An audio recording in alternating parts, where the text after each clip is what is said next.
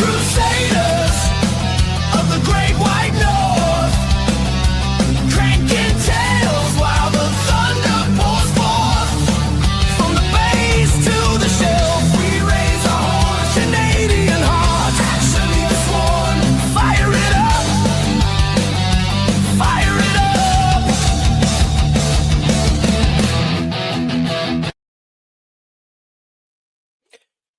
Hello, what's shaking, everybody? Today we have another Crazy Collector podcast, and we have a special guest this week. But before we get to that, let's get my buddy in here. Throw it all in, see what we find. A little bit messy, somehow divine. I don't know how we got this life, but What's going on, man? it's sweet, like impossible Not much, buddy. pie.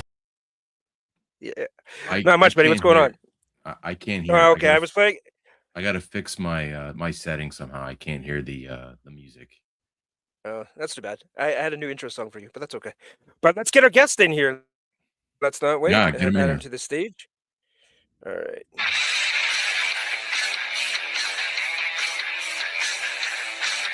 What's up, Yeah. Chad? Hello, gentlemen. I hear everything just fine. So it's all good. Good stuff. All right. Well, thanks, man, for joining us. This is awesome. Thanks for having me. Yeah, Good to be thanks for coming on, Yeah. Chad. Yeah, of course. So, what's rocking in your world? The usual. Everything all at once, wanted or unwanted. There's just a lot of crazy going on. Due to the nature of what I used to do for a career, what my wife, aka the ma'am, still does for a career. Current world events have made things a little iffy. Oh yeah, for sure. You know, dollies, video games, usual stuff. Got some recent pickups. I don't know. People think I stopped playing with and collecting toys, which is completely not true. But yeah, that's it, man. Just Nice. hanging out. What are you guys up to? Same old, I same just old got for me. I just got back from seeing Megadeth live. Oh man, how awesome Yeah. was that? Exodus and Anthrax opened for them, What? and it was a great show. Wow. Fantastic. Oh yeah. I'm a little jealous. That's fine. This is fine. Don't worry about it. Are you a metalhead, Chad? I love all sorts of stuff, man. You like yeah? It's kind of like I've never really been genre defined, I suppose. I like everything from like new wave, synth wave, metal, speed metal, classical, Mhm. a lot of 50s rock and roll, like Johnny Burnett, the Rock and Roll Trio, Elvis, all the nice, yeah. early Sun artists, like stuff like that. Punk rock, old school New York hardcore. So it really just depends. I don't Yeah. like every band in a genre, but there are, bands that I will always go to bat for them. Yeah. You played in a band for a bit, didn't you? Still do. Still do? Oh, nice. Same Yeah. Same- band for 26, almost 26 years. Yeah. Oh, wow. That's awesome. Well, that's like my main band, right? We started that band. I left the army. I joined in 93. I left in 2000. I went back in 2010. So I had a 10-year break. In that 10-year break, I only played music professionally. I had my main band. Then I had a side band, and then I was in like a punk rock super group. So it was like me, the original bass player from AFI, and like a couple wow. other dudes. And yeah, it was a Oh, great nice. project, but Yeah, that's huge. yeah, it was pretty awesome. I liked the I back in the day. I used to listen quite a bit. Oh yeah. I again, I don't have to like everything that they do, but I still like them. It just depends on the stuff. Yeah, I'm that way too with a bunch of It's bands just too. the stuff, yeah. I love them, but I don't like everything they do. Yeah, and that's normal. Even my own band stuff, like, which I can't listen to it anyway, but I know that there's there's always filler stuff, stuff that you're like, if I had more time, I probably would never recorded that, but it's just how Yeah. it is. Oh, yeah. You need 12 tracks for an album, right? So you just throw it out there. At least, yeah. Yeah. Oh, that's cool. So I'm sure most of the people that watch us probably know who you are, but for those who don't, why don't you just give us a little bit of a breakdown that what you're into? We already know, but just for those who don't. Hey, everybody, it's Chad. I'm mostly a GI Joe guy, as you can see hanging on the wall behind me, which was not intentional. I never planned on streaming in this room when I put that shadow box there. However, as I always say, GI Joe shaped my entire life. Like everything about my life, Joe shaped it. Yep. I am a retired career Army infantryman. I don't want to say all things GI Joe, just like with all things, Megadeth or AFI or whatever, right? Because we're combining themes here. I love GI Joe. It's always been my passion. It is my number one passion in life. Do I like everything they do? No. That being said, I'm all about the lore, the history, things like that. Really big into like Larry Hama's Fury Force that he tried to do for Marvel before he got on with A Real American Hero, because Fury Force really shaped what A Real American Hero became. It was sort of the projector of it. I like the history of things, the why of things. I really like to delve into the designers, the original creators of A Real American Hero, stuff like that. I'm a big Batman fan. So this room kind of spawned out of the fact that, one, I love gaming, lifelong gamer. I'm 51 years old, so I grew up, Atari 2600 with the wood panel, and every system ever since. I still religiously game. I do a lot of game streaming on my YouTube channel. But this room kind of started out as like, okay, this is where I'm going to put all my Batman toys. There's a lot of them. As I hit my damn mic, there's a lot of them behind me, but this was the room where everything that wasn't 1/18 scale GI Joe, everything was going to go in this room. And that's your classified stuff. I have Masters of the Universe stuff. I have Valaverse. Hold on. Classified? Yeah, I have collect 1 6-inch, 112 scale. I have classified stuff. There's classified stuff. Look, there's a couple of them standing right there. Yeah, no. Oh, yeah. What I'm most known for, thank you for bringing that up. What I'm most known for, aside from this baby, boom. Oh, Yeah, she's cute. this is my girl. What I'm most known for is coining the phrase "never go full classified." Yeah. Not that I have a problem with the scale, but come on. I'm sorry. She's been starved for attention. I have a problem with the attitude that comes along with it. That's a whole 2-hour conversation in itself. But that's kind of the nutshell, right? The Hiss is not a tank. Never go full classified. And my current thing, which is they never rallying against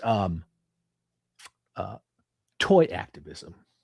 Yeah. Well, they don't say tank on the box, so it is not a tank, right? It's a Hiss. That's all it is.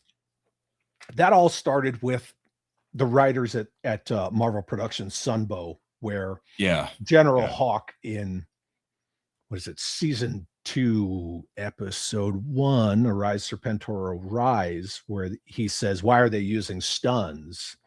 They're faster than the old Hiss tanks. It stemmed from that, but Zartan's hood is not a hair. The mouth on Destro's mask does not move. The Hiss is not a tank, and Lifeline is not a pacifist.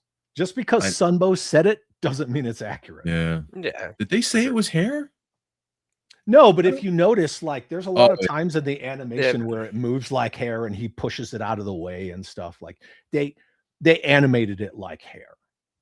But that being said, the whole thing with the Hiss not being a tank, it was a high-speed sentry, right? It's a fast reconnaissance vehicle. that is a giant example of groupthink, right?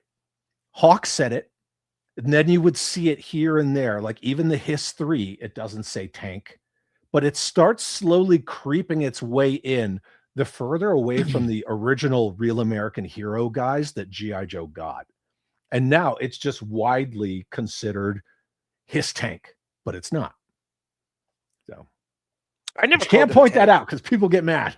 Oh, they do. Absolutely. Yeah. It was always just a hiss to me growing up. Yeah. High-speed Right. sentry. Yeah. Now One the of Cole's Mobat's a vehicles. tank. It says tank, right? Absolutely. Yeah. And I love the Hiss. I got the HasLab and everything, and I had it growing up as a kid, so it's an awesome vehicle. I have 67 Hisses. Yeah, that's insane. Yeah. Where do you put all Now of these? the HasLab Hiss tank doesn't say. The HasLab Hiss doesn't say tank. So you just did it too. That's I know. I know. You guys, you That's screwed what's me. funny. You screwed me up. I know. You tricked me. No, the HasLab Hiss does not say tank. Yeah. Neither does No. the Matchbox one that's coming out. It doesn't say Oh. tank. I'll have to get that Matchbox one. I didn't even know it was coming up. Yep. Awesome. So, you mentioned you got some pickups. Did you want to run through those? I can. Yeah, that'd be awesome. I have to take off my headphones, but I can. Hang on. It's All right, man. I'll go get them. I should have prepped you. That's fine. Tim. This is fine. Tim, did you get any pickups this week? No. No, for me Nothing. either, man. I got nothing this week. I picked up a vintage. Where the hell is it? I think I left it upstairs. But all I grabbed was a vintage collection at Trooper. Got them off Walmart for $10, but that's all I got this week. But in the meantime, here, let's go over the chat. Oh, House Hendo's in here. Stu for lunch. What's going on? Lou's here. Winford. Got a bunch of people. Thanks for tuning in. Thanks for coming by, guys. Much appreciated. I hope everything's going well for everybody. Did you see the Mortal Kombat trailer? What's going on, Billy? No. No. Oh, he's back. No, I didn't see it. It looked great, man. Yeah, I put a poll in my members only stream today before my game stream. Are you more excited for Mortal Kombat 2 or Street Fighter? And it was overwhelmingly Mortal Kombat 2, but that's fine, right? Like what you like. That Street Fighter looks bad though. It looks like AI. My only issue with the Street Fighter movie is they took that weird, skinny, little bug-eyed, twitchy dude that was in The Dark Knight and made him M. Bison. Why would you make that guy M. Bison? Like he's supposed to be like, I don't want to swear on your channel, but he's supposed to be like a big dude. You know? No, we swear here. Don't worry about it. It's fine. Okay. Well, he's supposed to be a brick Which, shithouse, and he's not. He's like this like twiggy little Which guy. guy was that? Which guy was it that they casted? Do you remember his name? You remember The Dark Knight? Yeah. Hopefully you do, right? Yeah. So the guy who's in the back of the ambulance with Harvey Dent, his name's Schiff Thomas. He was a former patient at Arkham, right? The guy with where he plays Russian roulette with him. Okay. I don't know anything. That guy. Yeah. Somebody's gonna say his name in the chat, but Yeah, someone say his name in the chat, please. They will. I know exactly what you're talking about, but I remember that scene. Yeah. And yeah, I don't know why I picked him either. Like, it doesn't make any sense. Like, why would you No. pick some Twinkie guy to be M. Bison? Yeah. He should be he's like supposed to be- Schwarzenegger. Like he's supposed to be massive. Yeah. Yeah. So I don't know. Raul Julia from the first Street Fighter was my first pick, but I thought he did an okay job. Oh, I'm looking at him right now. Okay, I know who you're talking about. What is that his name? David Dashimal? Dashimal? Yeah. That Schimmel? Yeah. Thanks, Stu. It's kind of Thanks, dude. Snoot knows everything. Shut up, kind of Lou. like the. It's going to be a full beard here in a minute. So, yeah. But Well, you because are I'm not a Italian, right? hypocrite, yeah, I am Hey. Italian. Yeah, so like, Are you was just gonna say, Chad, you're growing your hair on top too. Because if I'm going to grow a beard, I'm not going to be another bald guy in the toy collecting community with a full beard, because that is creepy. It's creepy. Yeah, there's like a million of those guys right now. Yeah, and I can't freaking stand 99.9% of them. So I'm not going to be another one. So I grew my hair out. Yeah, I'm not. If I shave my head, I'm shaving my beard. Like that's gonna go together. Yeah, I'm not gonna have both. it's weird. Yeah. It's kind of the natural thing, eh? If you start going bald, you end up growing a beard or a goatee. Seems to I be. guess. Well, you start shaving your head and combing your face, right? Like it's just natural progression.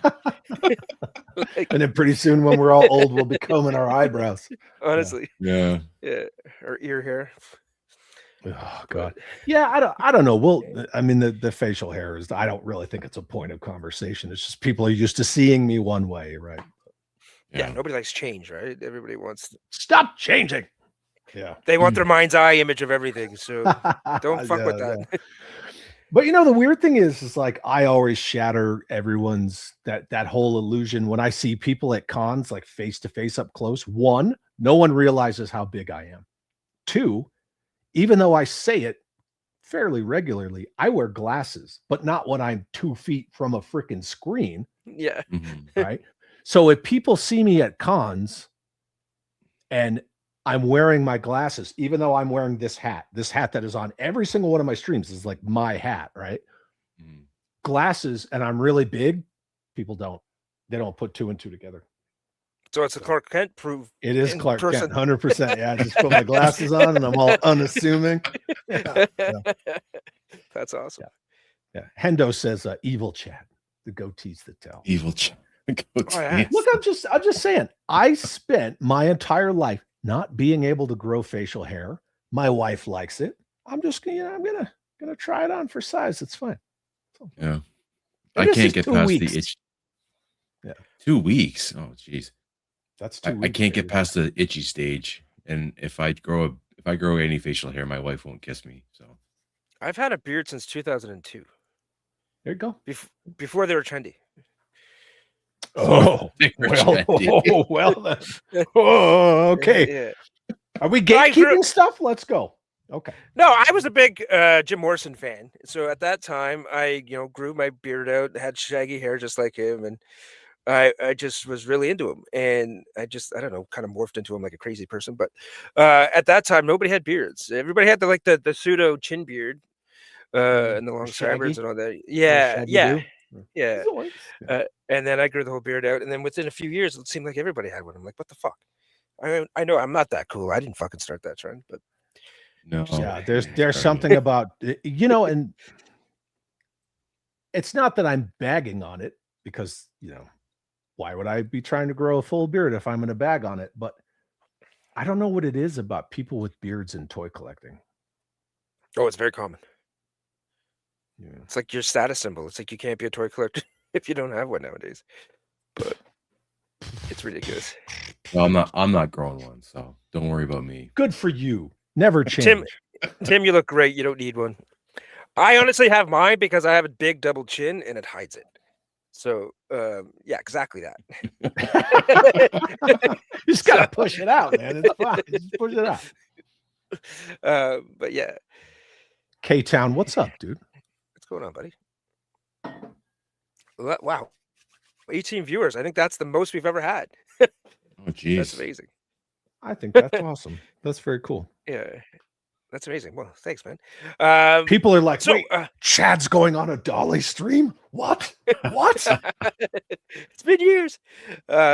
Speaking of dollies, what did you grab, Chad, this week? Okay, fine. I got in more of the Operation Recall figures. Oh, nice. Was that a Kickstarter? Yeah. Mm-hmm. Yeah. Okay. Those are cool. Those look pretty good. Hey, they make me full screen. What's up? Yeah. So I got in a couple more of the Operation Recall. It's so hard to like. I never figured this part out. Like, how do you show shit on screen with your face? Oh, is your screen flipped? No, my screen's not flipped, but you hold them up and then like they're in front of Oh, your yeah. face or something. But yeah, I got another General Monteferro. So I have 3 of these. I still need to open one, but I was never a toy reviewer. I never understood the fact that like this isn't me crapping on people. When I say things, it's not me dogging on anyone. You're allowed to have an opinion. Right. But when I say I don't care what a reviewer thinks about a movie or a restaurant or little plastic people, if I'm into it, I'm going to go get it. I don't care what somebody else says. So I think for that reason, I've never been a toy reviewer. I did bust open a couple of the very first Hiya GI Joes. I got Storm Shadow and Snake Eyes like right when they came out, and people are like, "Oh, well, what do you think? What do you think? What do you think? What do you think?" So I was like, "Well, screw it! Like, I'll open them on camera," and I did. But other than that, I'm not like, "Well, let me truck on down to Target and get a new Marvel Legends figure and open it on a YouTube video," because who cares, Anyway, so I got them. Go ahead. Oh, I never did reviews, but I did do toy videos, right? So I Sure. call them rundowns, right? I would be like, this is what's in the box, this is the thing. I never really kind of said, I just said if I liked it or not, but not a full on review. Like, this is trash, this is shit. Yeah, Like, you it was don't just do more like so- the stars rating system fuck and like, that. No, should you no. go out and buy it? No, No. because I buy them all. Yeah. Like, it's like nobody Yeah. cares. Yeah. It's just like, this is the figure, I dig it. If you like it, go buy it.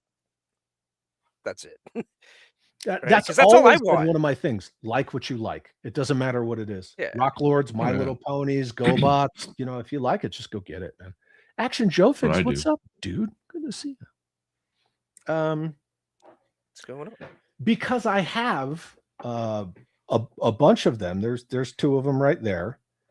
Oh wow. Ooh. Nice. The Hall of Fame 90s 12-inch Joes. I have all That's of good. them, but I just keep buying them, especially Hooded Cobra Commander. One, my wife, when we were still part of the Finest Costume Club, we have since removed ourselves, but there was no major fanfare because I don't believe in announcing stuff like you're at the airport. When we were still part of the Finest, one of the costumes that she did was she did a gender bent Hooded Cobra Commander with a ponytail, because if you've read the comics, there was a brief period of time where the Baroness became Cobra Commander and she wore a hood.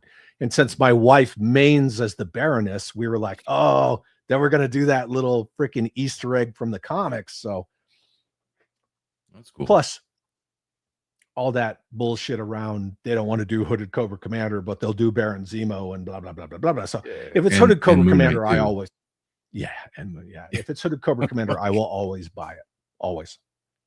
So I got another Hall of Fame 12-inch Hooded Cobra Commander. And then here's the big one.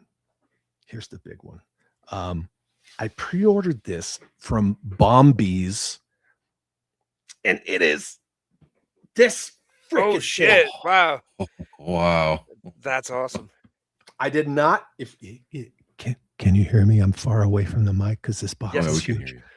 I did not get this from Big Bad Toy Store. I got it from Bombees USA. And this, first of all, I love the Affleck Batman. I love the Affleck Bruce Wayne. I love the Affleck Batmobile. The suit is the best. Oh, for sure. This thing is freaking gigantic, man. Wow. And yeah, I got this. It's one of those, it's a toy, but it's a model, right? And everything's on sprues and you got to build it kind of like YOLO Park or Blockies. Yeah. It's not Blokies, it's Blockies. Kind of like one of those. The ma'am and I pulled it out of the box, and the instruction book, it's like 8.5 by 11 sheets. It's like this thick. Oh wow. Wow. So I put it back in the box and I slid it over there. But yeah, I have the Batfleck Batmobile. I have nowhere to put it. As you guys know, right, the biggest enemy of all of us collectors, no matter what you collect, video games, sports memorabilia, doesn't matter, space. Right? Yep. Space is our biggest enemy. Sure. So I bought it. Now I've got nowhere to put it, so the box just kind of sits over there. We all Does have it those light up? boxes. Any sound effects, light up features? It has lights, yeah. Yeah. It's all in Chinese. I can't read it. So yeah. Billy says, Chad, you can put that in my room. I'll help you. Oh, okay, cool. Thanks, man. I appreciate you. Well, they got translation apps nowadays. You could take pictures of the pages. Well, I haven't broken into the instructions yet. You're gonna have to make a spot for that thing, man. Well, let's see. Well, yeah, absolutely. Let's have read along time with It's Chad, shall we? Magnetic control system. Magnetic controls the magnetic light switch. There you go. So lights, yeah, which they already Nice. show. Magnetically controlled replaceable components, restoring Batmobile's appearance from BVS and Justice League. I don't see anything about sounds, just lights. So to be continued. And you can convert it from Batman vs Superman to Justice League. Yeah, would where he has show. like that Bofors cannon in the cockpit. Yeah, Mhm. Yeah, here, look. I'll show you. yeah, that's pretty cool. That's amazing. Let me get it close for you. There's the two different Oh, versions right there. oh yeah, yeah, yeah, yeah. Yeah. So here, Perfect. You're gonna take out your mic. Awesome. I already did. Okay, we're done. I'm done with that. We're done with all that. So, Ridiculous. so I have the Lego Batman versus Superman, Nice. That's the very Lego cool. one. Actually, That's that such looks a light. sick car. It Yeah, is. it's all full of dust. And then I've got Batman in there. Nice. I love that cockpit. I love Lego Batman. I'm interested in this new Lego Batman game that's coming out. It's like the quote unquote spiritual successor to the Arkham games, because they can't make any more Arkham games. One second. What? Why? Okay, bye. Why can't they make any more Arkham games? Oh, they can. It's just Oh, okay, they're just being dicks. Okay, yeah, well, the big thing is Kevin Conroy, right? fair I enough. also have the But he didn't do the voice in Origins, though, did he? One of the games he didn't do the voice in. It was Origins and Arkham. So the Arkham verse, there's the Rocksteady trio, which is Asylum, City, and Knight. Now, between Arkham City and Arkham Knight, they needed another game to come out. And so they basically just took all the Arkham City assets, and then WB Montreal made Batman Arkham Origins. But because it's an Origins game, they used two different actors for Batman and Joker. And I think they did a phenomenal job. And then, I like that game. so in the timeline, it goes Origins, Shadows, Asylum, City, Knight. And then like Arkham Knight has kind of a prequel DLC where, Barbara Gordon's still Batgirl before she's Oracle. She still has her legs and all that stuff. And Yeah. the more you delve into the whole Arkham verse, it's very interesting because I'm a lifelong, I loved Batman as a kid, growing up with Super Friends and all that stuff. And Yeah. even with Zan and Jaina and Wendy and Marvin and the frickin' dog and all that stuff.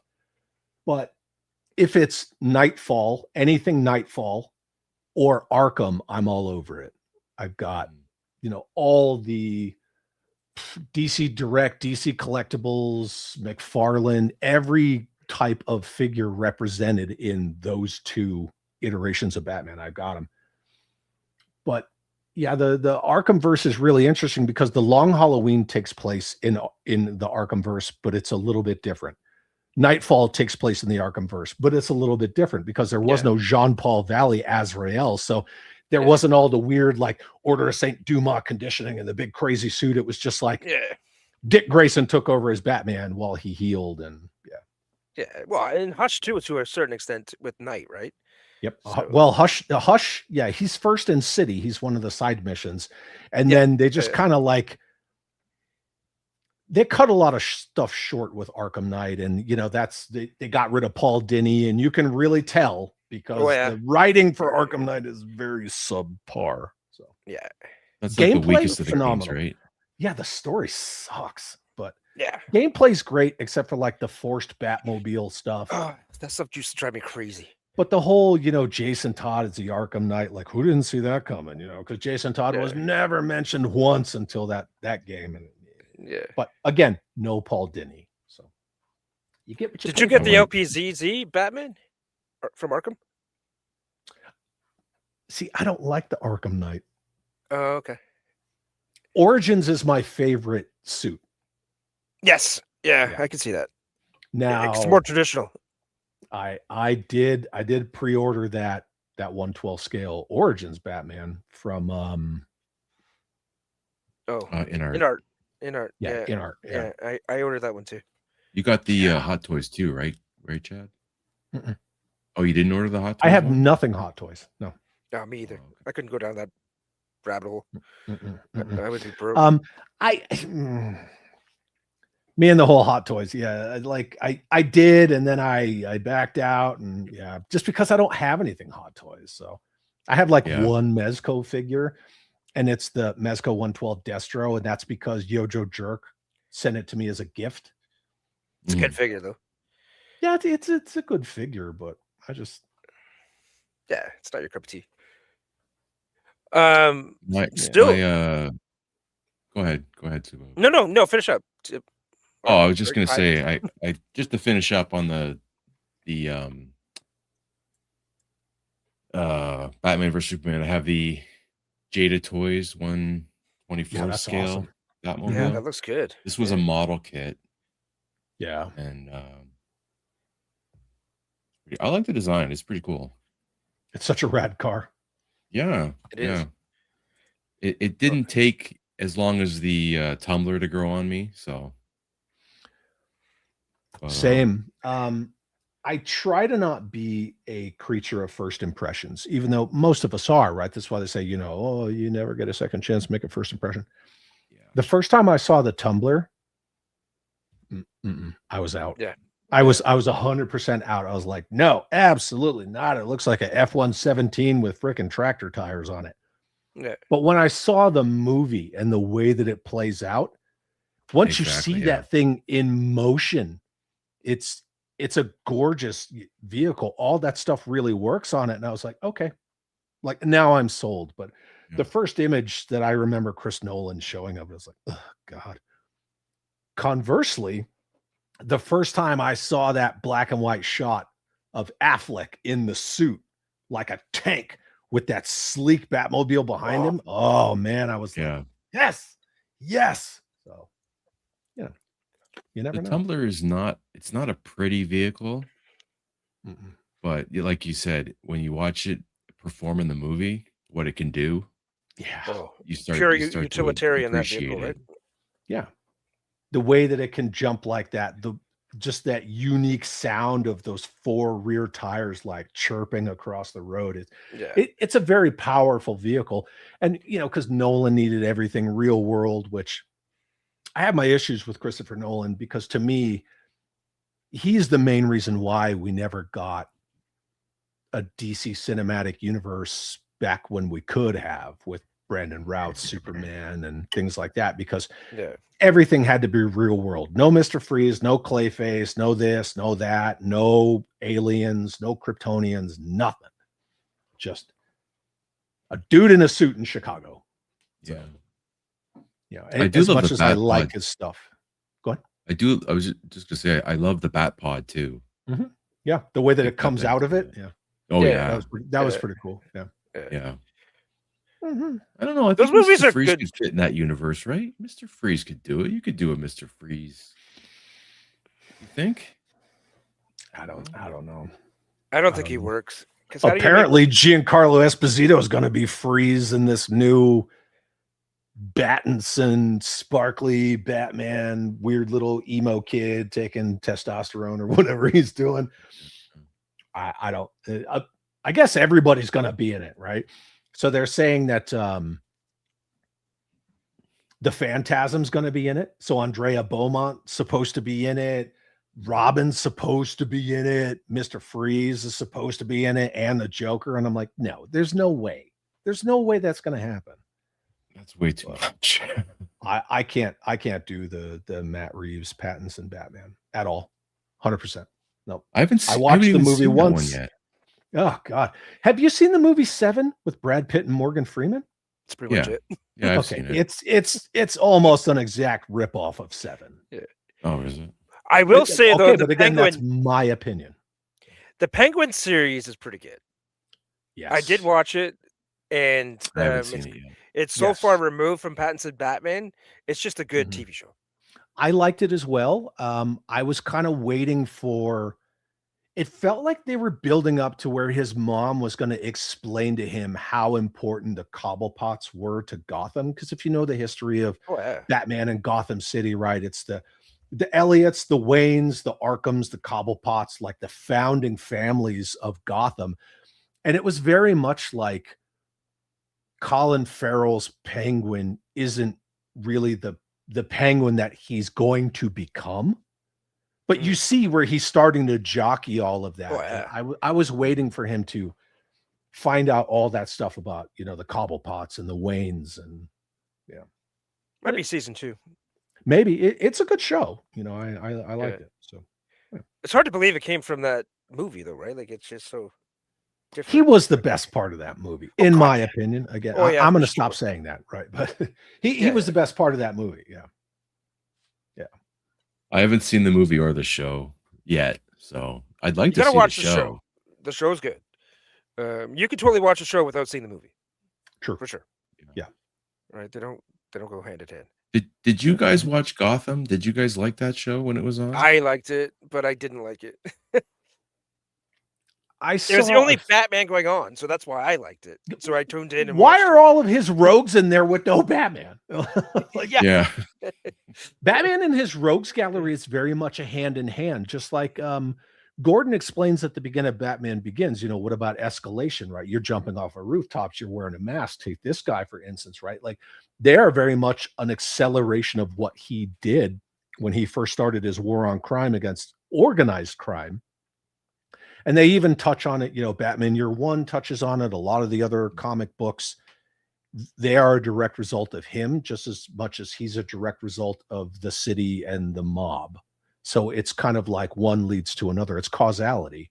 So to have all of these characters, even though I didn't mind the take on them, but to have these characters without a Batman. And then when you finally see him at the very end, that suit was pretty shitty. Yeah, it wasn't great. It's pretty nuts. Shows like Smallville. Smallville did the same thing, basically. Yep. Yeah. He doesn't get the suit. He doesn't get the suit until the end. And you don't even really see him in the suit. Yeah. Yeah. And no, in Smallville, they were never going to put him in the suit. Right. That was Tom Welling said he would never wear it because that's not what the show was about. Right. So even in the final episode, you kind of see him, but it's from at a distance, and you would never actually see Tom Welling in the suit. It was very much a thanks for watching every season of this show kind of. That's all. Yeah. It was a little fan service nod, but I was gonna say that fan service. I liked the show when I was younger. I won't say a kid because I was my 20s, I think, when that was it was good. I didn't mind it. I start a comment up here by Stillwind, and Chad and I were talking a little bit about this prior to this stream. So, any hope for the future G.I. Joe movies? Oh, that's right. Yeah, they announced that, right? Or I read something. Yeah. So you and I were discussing that before we went live.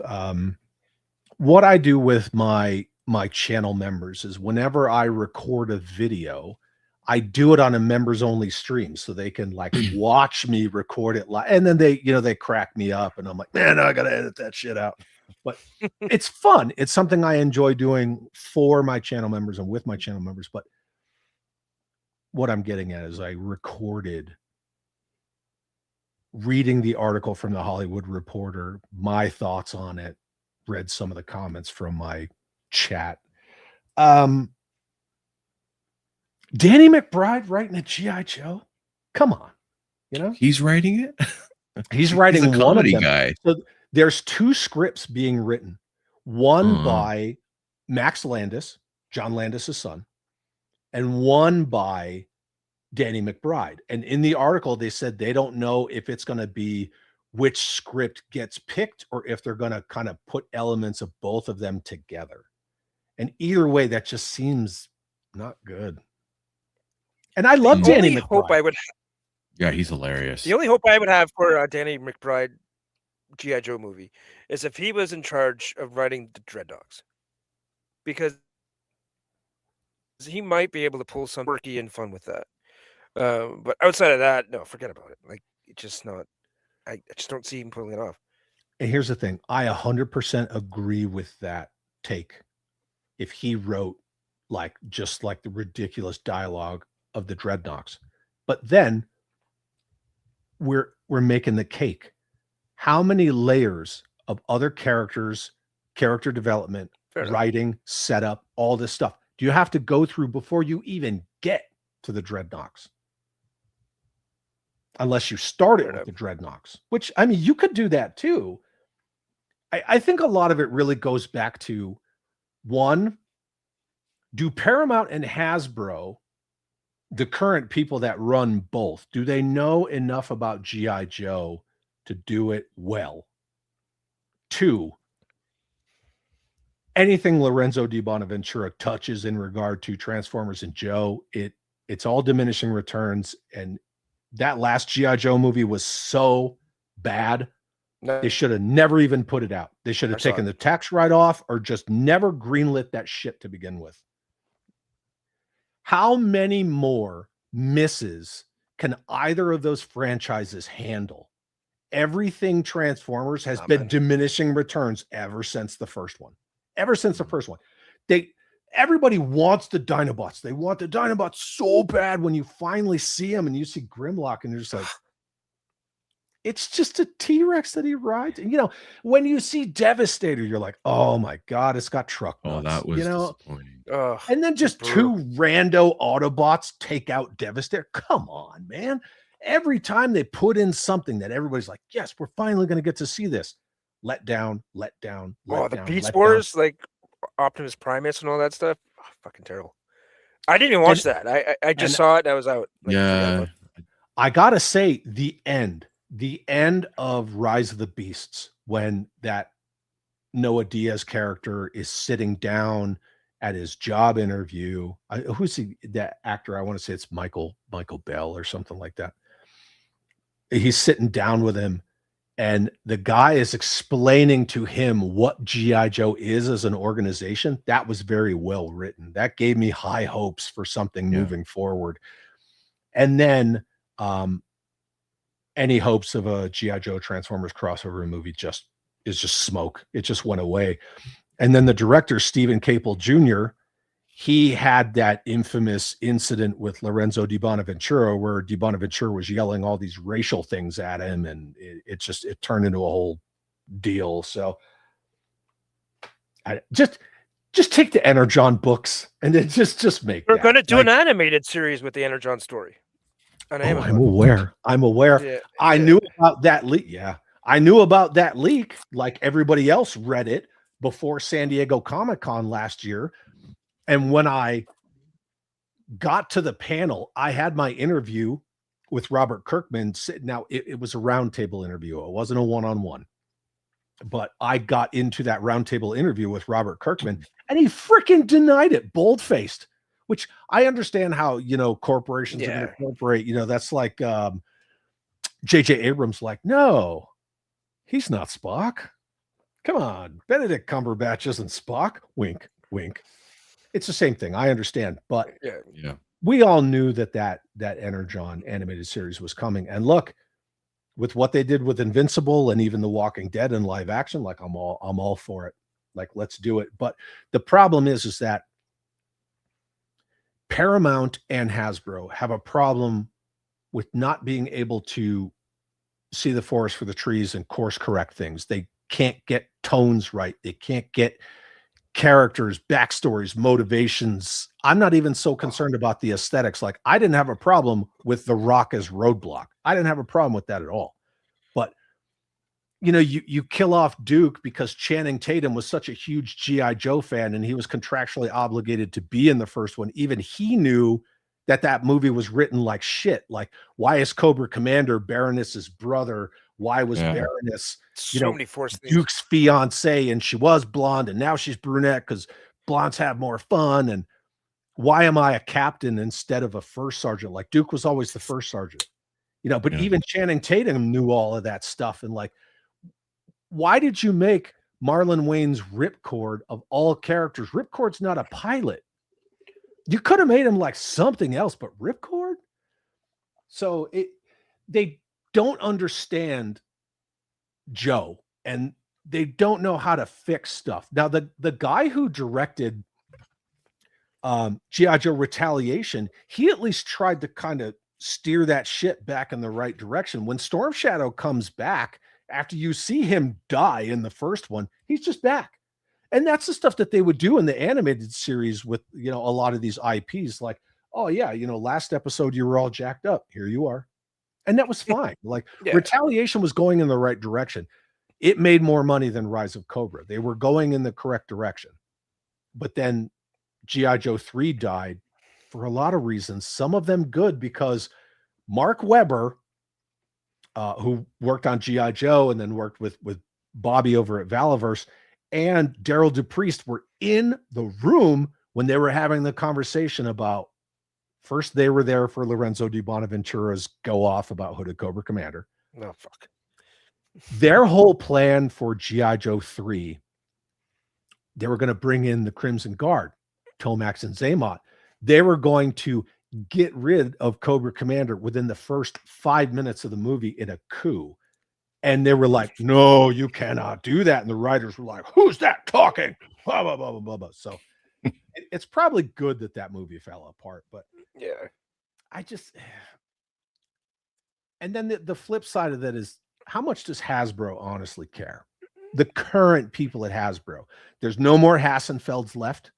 You got a bunch of like Ivy League business degrees, spreadsheet reading people running these IPs that they don't know the IPs. How much do they honestly care about the future longevity of these IPs? I know they care about the now. They care about like this quarter, this year, things like that. But do they care about 20 years down the road? I'm going to say no, because none of them are going to be there 20 years down the road. They don't give a shit. So, they don't.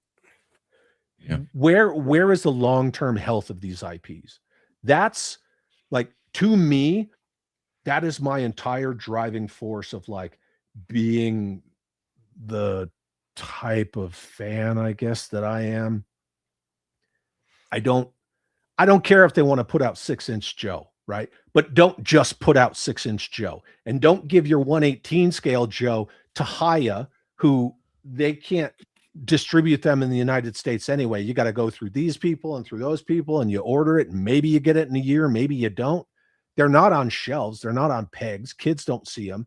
And then you've got Super 7 making O-ring figures, which is cool. That's fine. But they're very much like Leonard the Core and not G.I. Joe.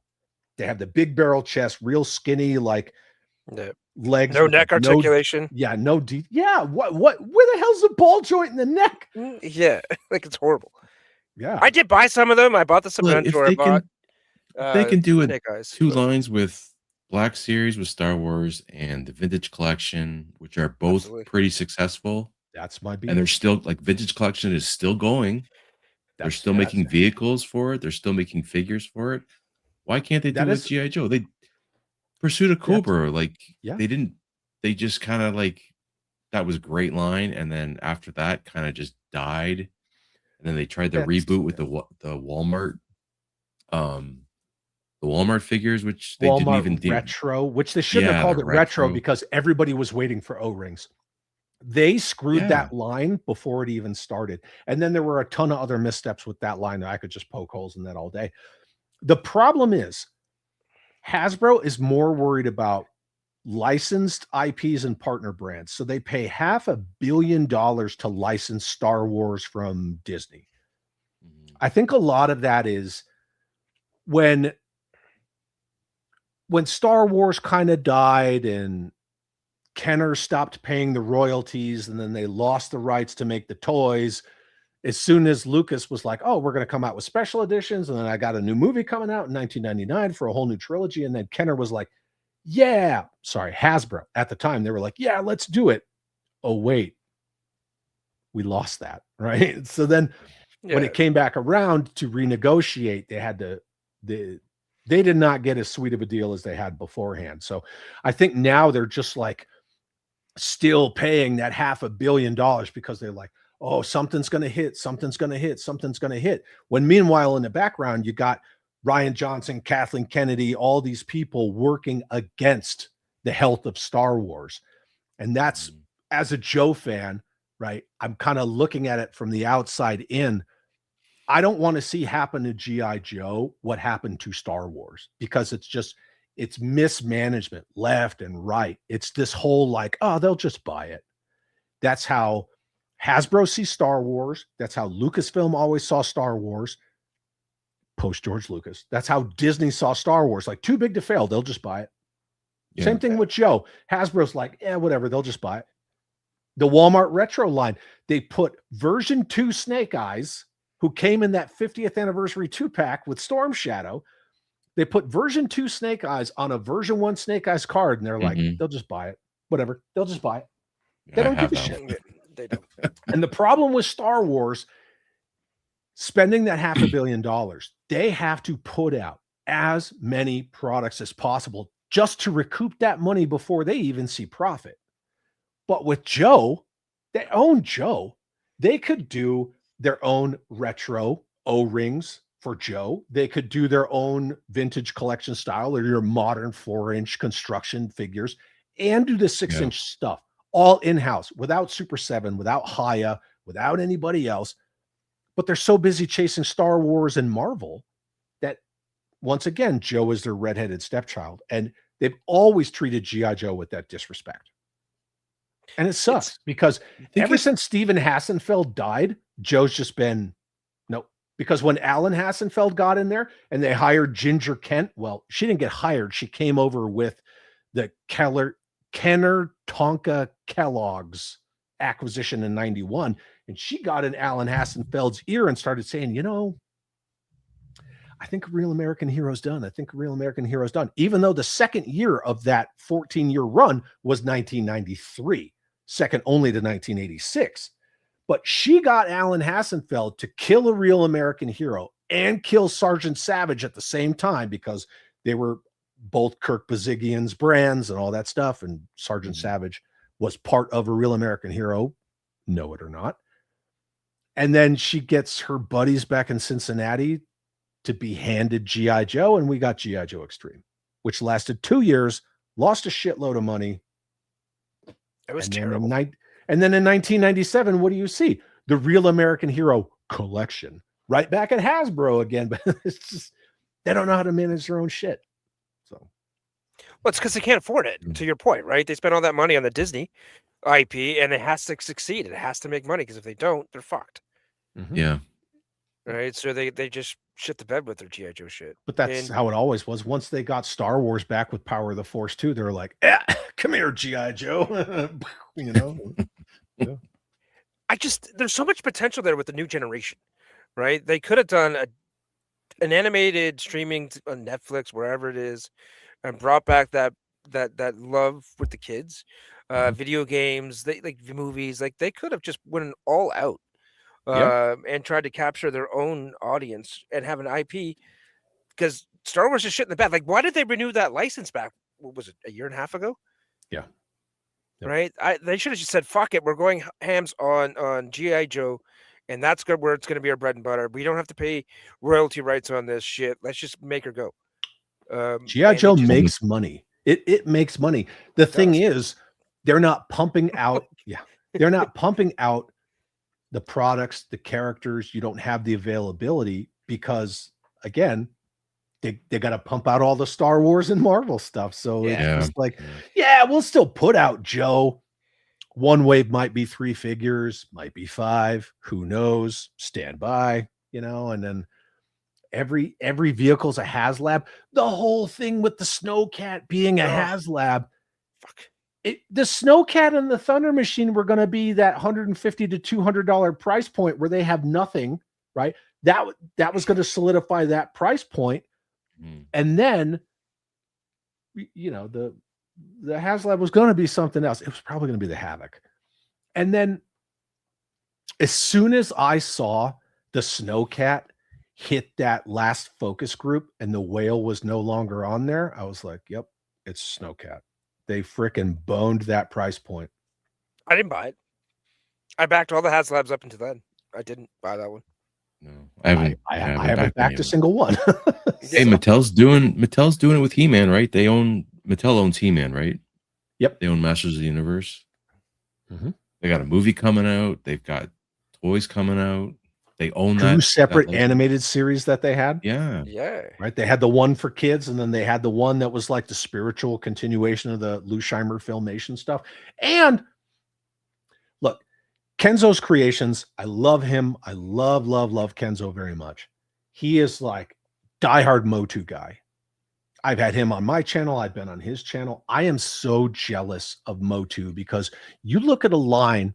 It started off in 1981, right? So it was in that gap between Empire Strikes Back, you know, like the ESB toys were kind of trickling out before G.I. Joe. Boom, here comes Masters of the Universe. It's got everything. It's that kitchen sink line, right? You got sci-fi, space, swords and sorcery, all that stuff.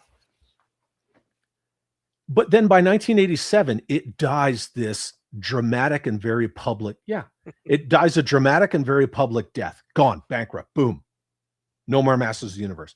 But when they bring it back slowly. They build on it, right? They do the Matty collection stuff. They come out with classics, origins, this, that, cartoon stuff.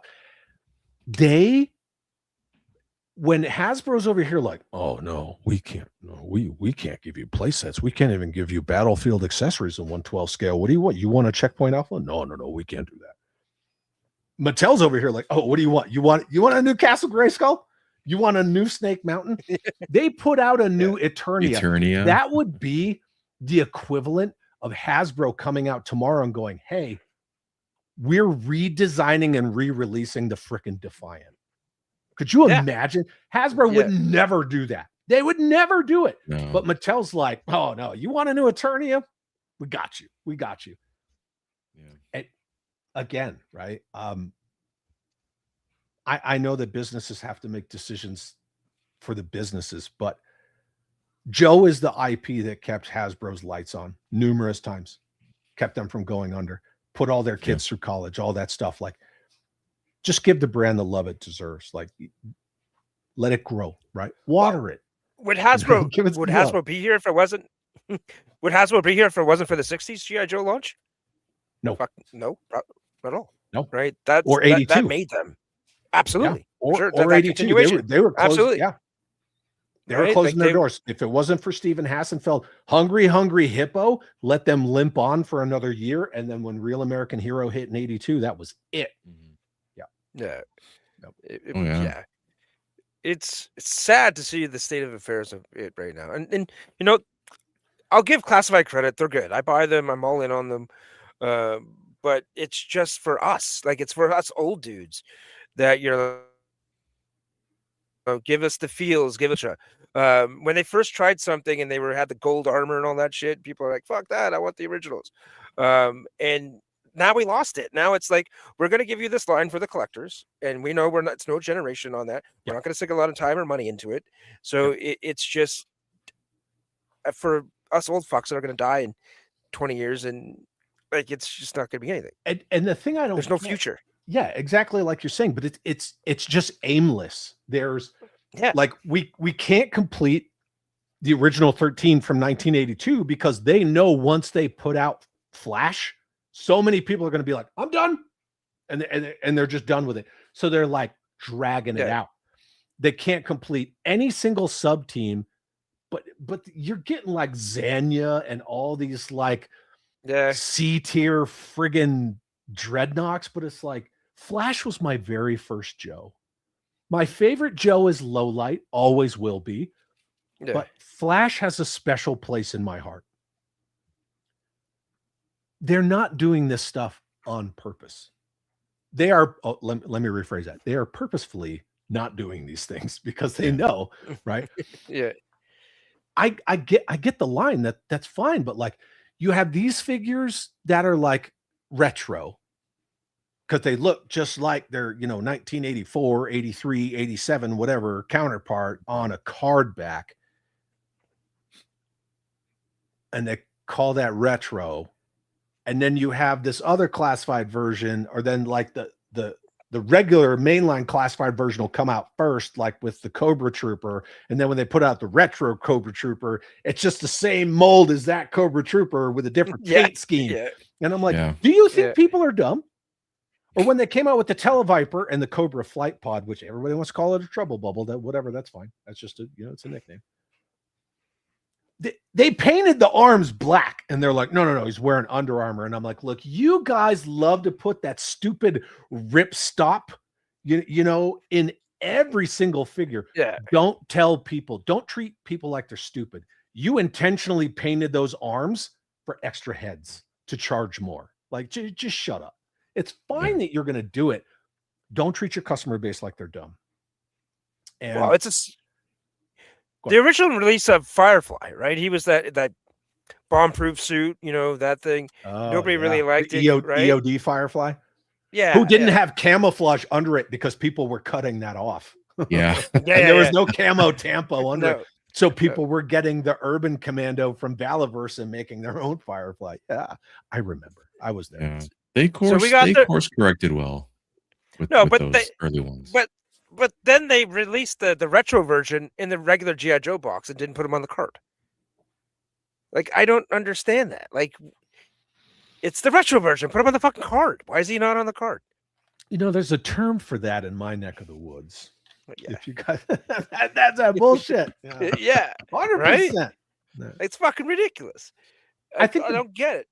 The biggest problem that I see, it's not the frustration with the company or, the price is going up and up and up and up, but not fixing the QC issues and still getting, gummy accessories or weird paint apps and things like that. That's not the biggest issue. The biggest issue is that you can no longer be a committed, passionate fan and say this stuff, because in the age of social media, if you're not praising all the time, this false positivity, people will always come at you, even if your gripes and your critiques and your arguments come from a place of like, I love these toys, I love these characters, I love this line, I just want to see it be as great as it can be. No matter the scale or whatever, like you just want to see it be bulletproof so we can be good stewards of these IPs as fans and pass them down to like our children, because that's what we should be doing. Like, as stewards of all these little pieces of plastic, like, they're going to go somewhere. They're going to go to another collector. They're going to go to our kids. That I don't think any of our collections are going to wind up in landfills, right? They're going to go somewhere else. At some point, someone else will love all these toys that we love. What's wrong with wanting a line to be the best that it can be? Why do people constantly get shit on social media because you're like, oh man, like they could have done better? It's like, how dare you say that? You're not a real fan. Blah, blah, blah, blah. See, that's the problem. What doesn't make sense is our generation, right? Like the Gen Xers, we're supposed to be, fuck corporate America, against the man, all of that shit now. And now that we're grown adults, these guys just want to fucking blow Hasbro. Like, they're the Hasbros all day long. Oh my God, it's fucking horrible. Criticism is good. Absolutely. But like, it helps make things better. I'm ashamed of my generation. Now all these guys are just bending it over. They're just taking it fucking dry and loving it. And saying, just give me more. I'm over here trying to like curb my language. Taking it dry. I don't go raw. I completely agree. It's like, oh yeah, well, Lenny said this and Lenny said that. And I'm like, oh, who gives a fuck what Lenny said? And I don't have anything against the guy personally. He came up to me and Ryan at San Diego Comic-Con. He was totally nice. Ryan threw me under the bus. It was fine.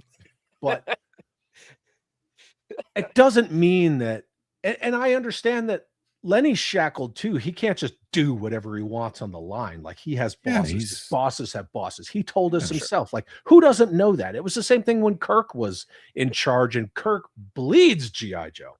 He is G.I. Joe. But you get these people like, it's like the Toys R Us mentality. Like, okay, cool. You like action figures. You know everything about all these toys down the action figure aisle. No. You can't work on the action figure aisle. Go work in board games. They don't want the passionate people doing the stuff. They just want that corporate, like money, crank out product, make profit. That's all they want. They don't want the passion. And I think that's where you see lines like Valaverse, which, the bros, their heads explode when they hear Valaverse, or, like your Mythic Legions and stuff like that. That's where you see those lines. They have so much more true fans, not bros who are just bros because Hasbro holds the IP. Like most of these people, they don't give a shit about Hasbro as a corporation. They just suck up to Hasbro because, Hasbro makes Marvel Legends, so blah, blah, blah. Yeah, I never understood that mentality. Never. Everyone's got to answer to somebody. And the thing with Valaverse is Bobby can do whatever he wants. He doesn't have to answer to anybody, for one. Yep. Now, he listens to the fans, right? Like he doesn't have to answer to anybody. That too. But he listens. I'm sure that the classified team and the Star Wars team, they listen to the fans, but they won't acknowledge it. I don't think. I think they do though, because what's that goof's fuck the designer guy? What's his name? The guy with the fucking shitty beard. Bobby always calls him a homeless person. From what line? Dwight, yes. Oh, Dwight, Marvel Legends. Yeah. Oh, remember the whole thing about the Sentinel and the ratcheting knees and all that stuff, and how they that was not threw it in the fans' faces. Yeah, that's the shit that I'm talking about right there. Mm-hmm. Chad, say it. That's how bullshit. Yes. Yep. That's how bullshit. Absolutely. 100%. And he did it again with the fucking last stream where he was talking about, don't complain about re-releases and these are for the new fans. If you don't like it, don't buy it. Because they're repackaging the BAFs, right? Like, how often does that statement ever go over well? It's not for you. Like, if you don't like my politics, don't buy my book. Honestly, it's exactly like that. Yeah. Like, I will never come out of my stream and say, hey, look, if you don't fucking like me, don't watch me. Like, I want you to watch me. Like, I do. So I'm not gonna fuck around and say like no, like don't, because we all want to be seen. Like, I'd like to see. I classified. Yeah. Hey, I'd like to see classified go into like Pursuit of Cobra or Sergeant now they're Savage. getting into Resolute.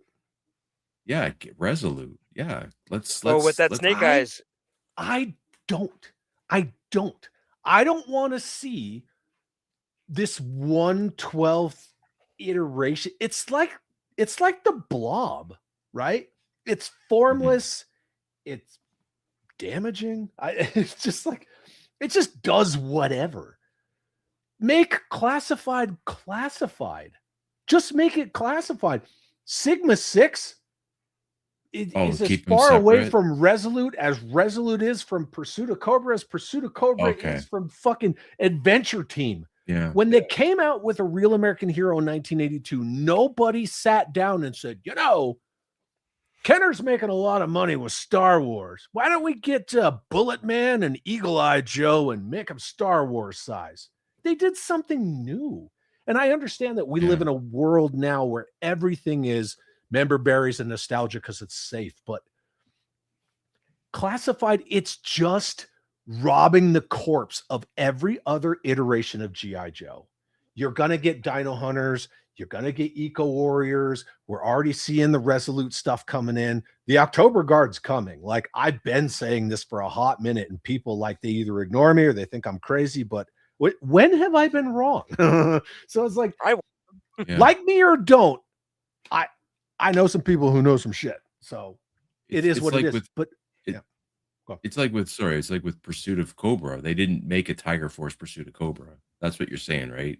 Yep. Like, stay away from those. Make it its own line.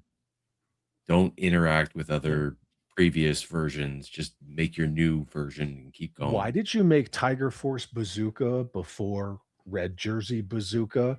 And their answer is, I'm sure to no one's dismay, because nobody would buy Tiger Force Bazooka if we made it after other Bazooka. Then just don't make Tiger Force Bazooka. It's just, I get you just want to crank out units, but like, people are like, oh man, Classifight's doing so great. It's at like 200 figures. Okay. Yeah. Take out the repaint. Take out the 19 different versions of Snake Eyes, because who was screaming for Caramel Crunch Snake Eyes? Take out all your weird little like Cobra Island roadblocks and all this weird stuff. And I didn't even have a problem with Cobra Island roadblock, because I was like, you know what? At least it's different. Oh, the Lord of Brooklyn is here. Yeah. Oh, I see him, BK for life. But now when they come out with new original characters, they have this Professor Dr. Rotclaw. I call him Mary Jane Rottencrotch. It looks just like Vernon Wells from Weird Science. And I'm like, come on, man. Come on. And where the frick does that Deinonycha Plotomosaurus thing? Where does that fit in? Like, oh, they see them online. They have that one image where there's dinosaurs in the Sunbow cartoon, and they're like, "See, there's fucking dinos in GI Joe." Of like, course, fuck we off, got really? Dino Hunters because of Jurassic Park, but they made that Parth Varma, aka Wolf Spider figure. That's Beachhead version 3. And I felt like I was on crazy pills, because the first time I saw him, being the guy that does the 90s GI Joe show, as soon as I saw it, I was like, dude, that's Beachhead version 3. Yeah, and then people are like, oh shit, that is Beachhead version 3. Yeah, it's exactly down to the pockets. It's Beachhead version 3. And then they come out with Sundown. Okay, so are you incorporating cops into Joe now? Because you stole the code name Sundown. But by the way, that's fucking Lenny. That's Lenny. Oh, yeah. Look at the face. It's 100% a self-insert of Lenny. Oh, yeah. Hey, that's fine. Whatever. That's fine. But hey, Bobby did it. You take the name from this character, you take the face from this guy, you take the outfit from like Brave Star, and you slap it together and you call it a new figure. I want them to do new and exciting stuff, but when they do new stuff, it's so half-assed. I'm like, just do another Snake Eyes. That's fine. It's just, I don't know. I don't know. I honestly don't know. I did like Helix. Yeah. I did mind Helix. Yeah, but Helix, she's from Rise of Cobra. Oh yeah, that's true too. Yeah. She was from Rise of Cobra. Helix was a new character released in the Rise of Cobra waves. Just like the female version of Dial Tone, she's originally from Rise of Cobra. She was put out in a Toys R Us exclusive 5-pack, and it's Jill Morelli, because her brother's name is Jack, aka Jack and Jill, right? Kind of a wink sort of a thing. She took over as Dial Tone when he retired, and then she was also in Resolute. So that's how they kind of tied those two together. So do you think they should have stayed away from the movie figures then? What do you mean? Like, not make them? You mean like the Snake Eyes ones? Snake Eyes Origins? No, sorry. The animated movie. My only observation with all of that is, this kind of goes back to what we were talking about with Hasbro's and all that stuff, and they're just going to buy it, right? Got to catch them all. That's why they put the numbers on the spine of the box. Yeah. Cobra Law, I don't want to say everybody, because that's a bullshit statement, but Cobra Law to so many people was a travesty, was a joke. People crapped on Cobra Law for decades and decades. Yeah. And now even people where there's receipts of them crapping on Cobra Law forever, since the beginning of social media when they could crap on things, now they're all about it. Yeah. Just because they made a classified Cobra Law figure. It's the same with Cobra Law.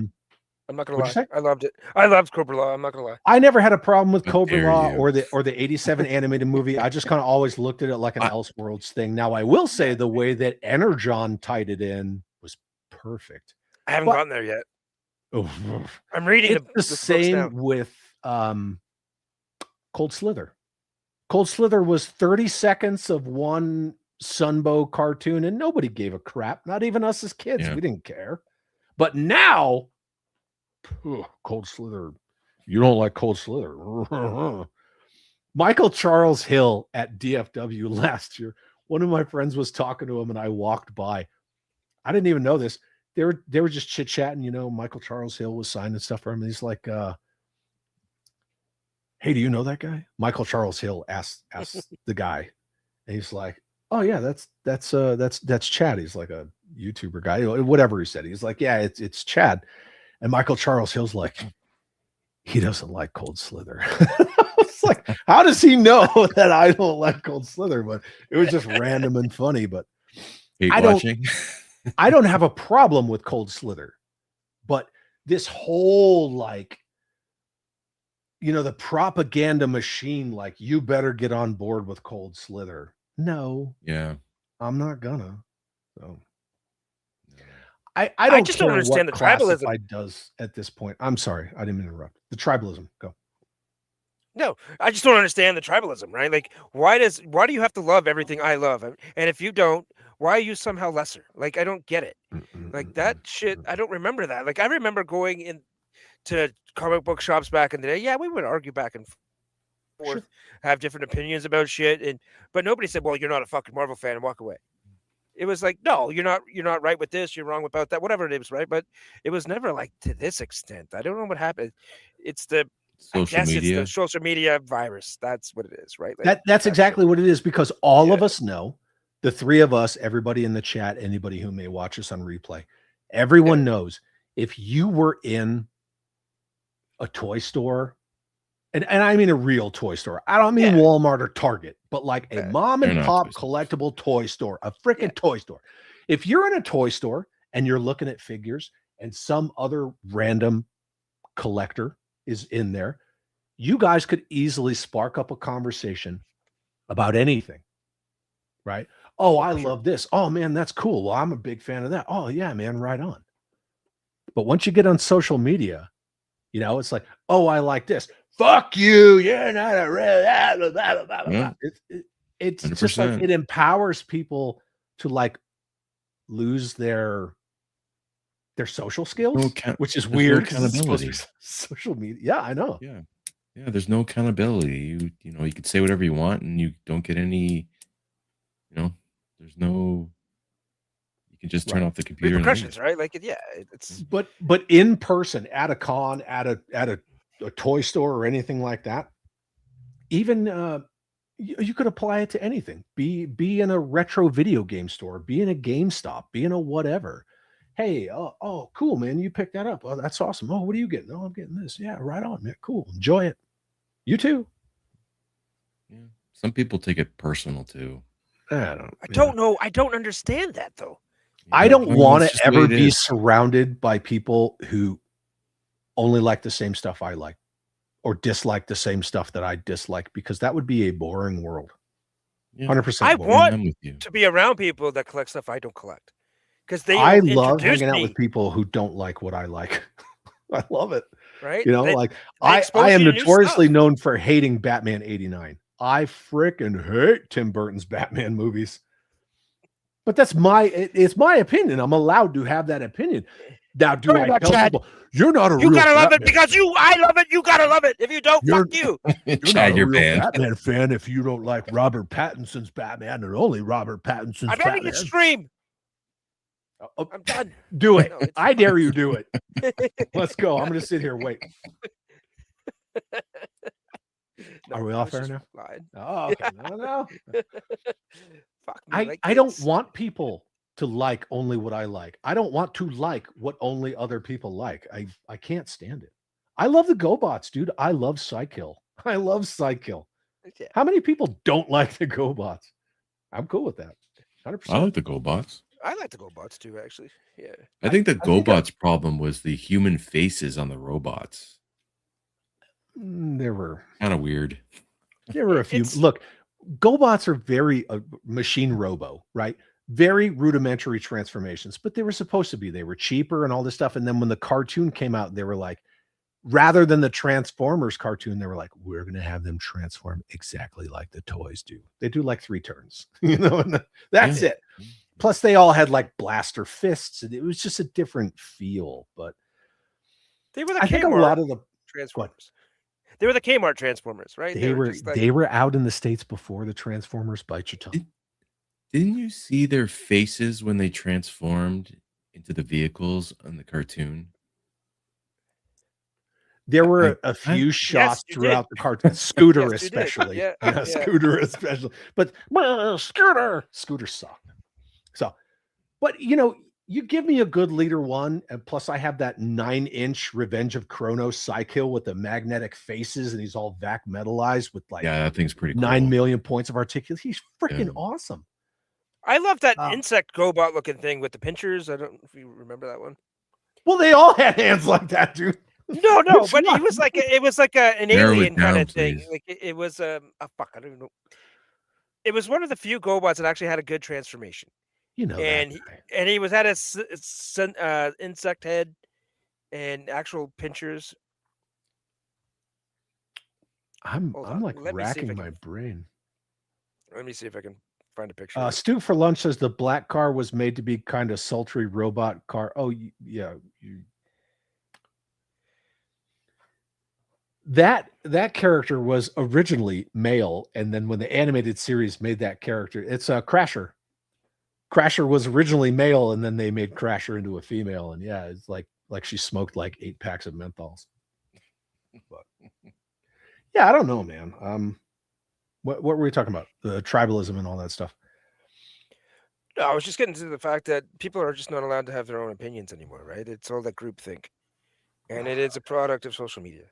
Oh, Supercar! You're stealing people's joys. Come on now. Supercar, Scorpion, GoBots. Just it's very, very different. But I like the GoBots. I like Thundar the Barbarian. You know, I don't feel you don't see people screaming all the time about how Thundar's a ripoff of like Conan and Luke Skywalker and stuff. It's like, oh, okay. I like Darkstar.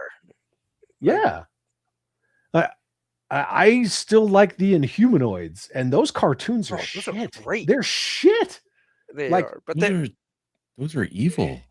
Those cartoons are evil. Inhumanoids? No, I love the Inhumanoids. Well, Inhumanoids were awesome. The fucking demons from that's the one with the big giant 3 monsters, right? Yeah. Decompose and Metlock. Yeah, they had the one guy that had the ribs out. There was like they would open. How did that even make it on onto TV? That cartoon. 80s was the Wild West, man. You could do whatever the fuck you want. It was no joke, man. But you know, somebody mentioned the Herculoids, Stu for Lunch. Like the Herculoids, it was a fun cartoon. They all made the same noise, and like you'd be watching the animation, and like there's no color here in like half the scenes, and they just reuse cells over and over. But at the end of the day, I think a lot of it is, this is where I was going. Too many people need validation.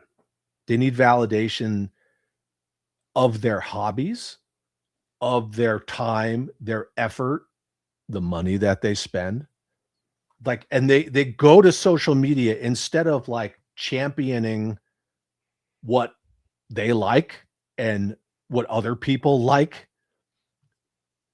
They need to be validated. Like, you have to like that I like this, not like what I like, but you have to be happy for me. And that to me is the bullshit of that false positivity, like the positivity police.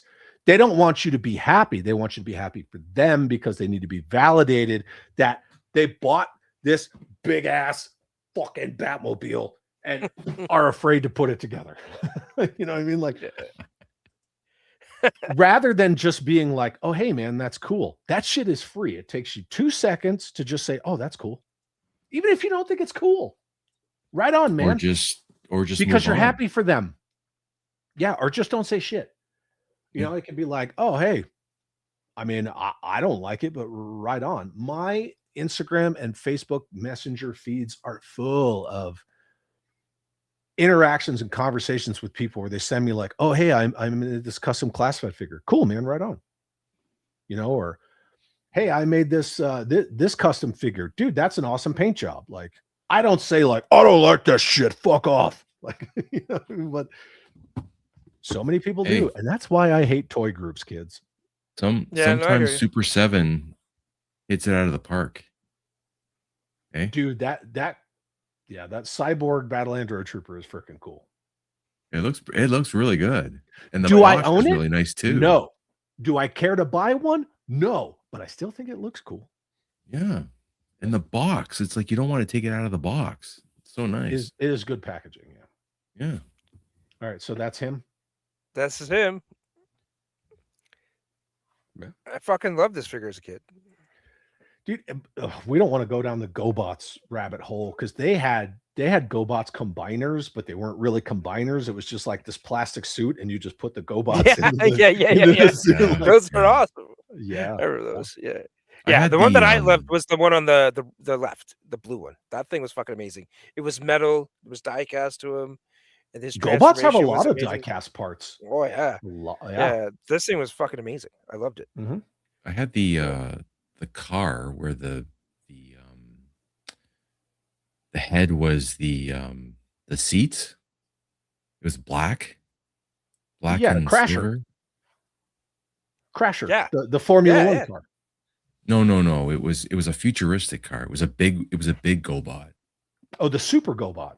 Yeah. Yeah, I don't remember that one's name.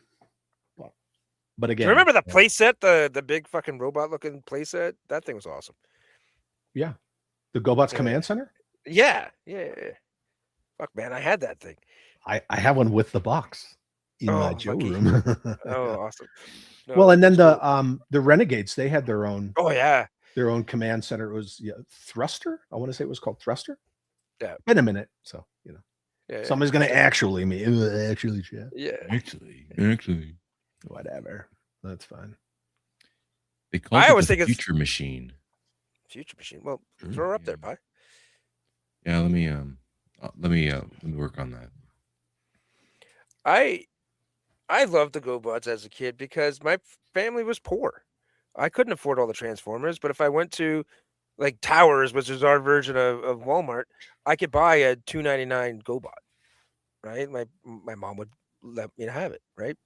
But if I was going down trying to buy a fucking Seeker or like a Starscream or something like that, it was $25. Forget about it. That's our grocery money for the week.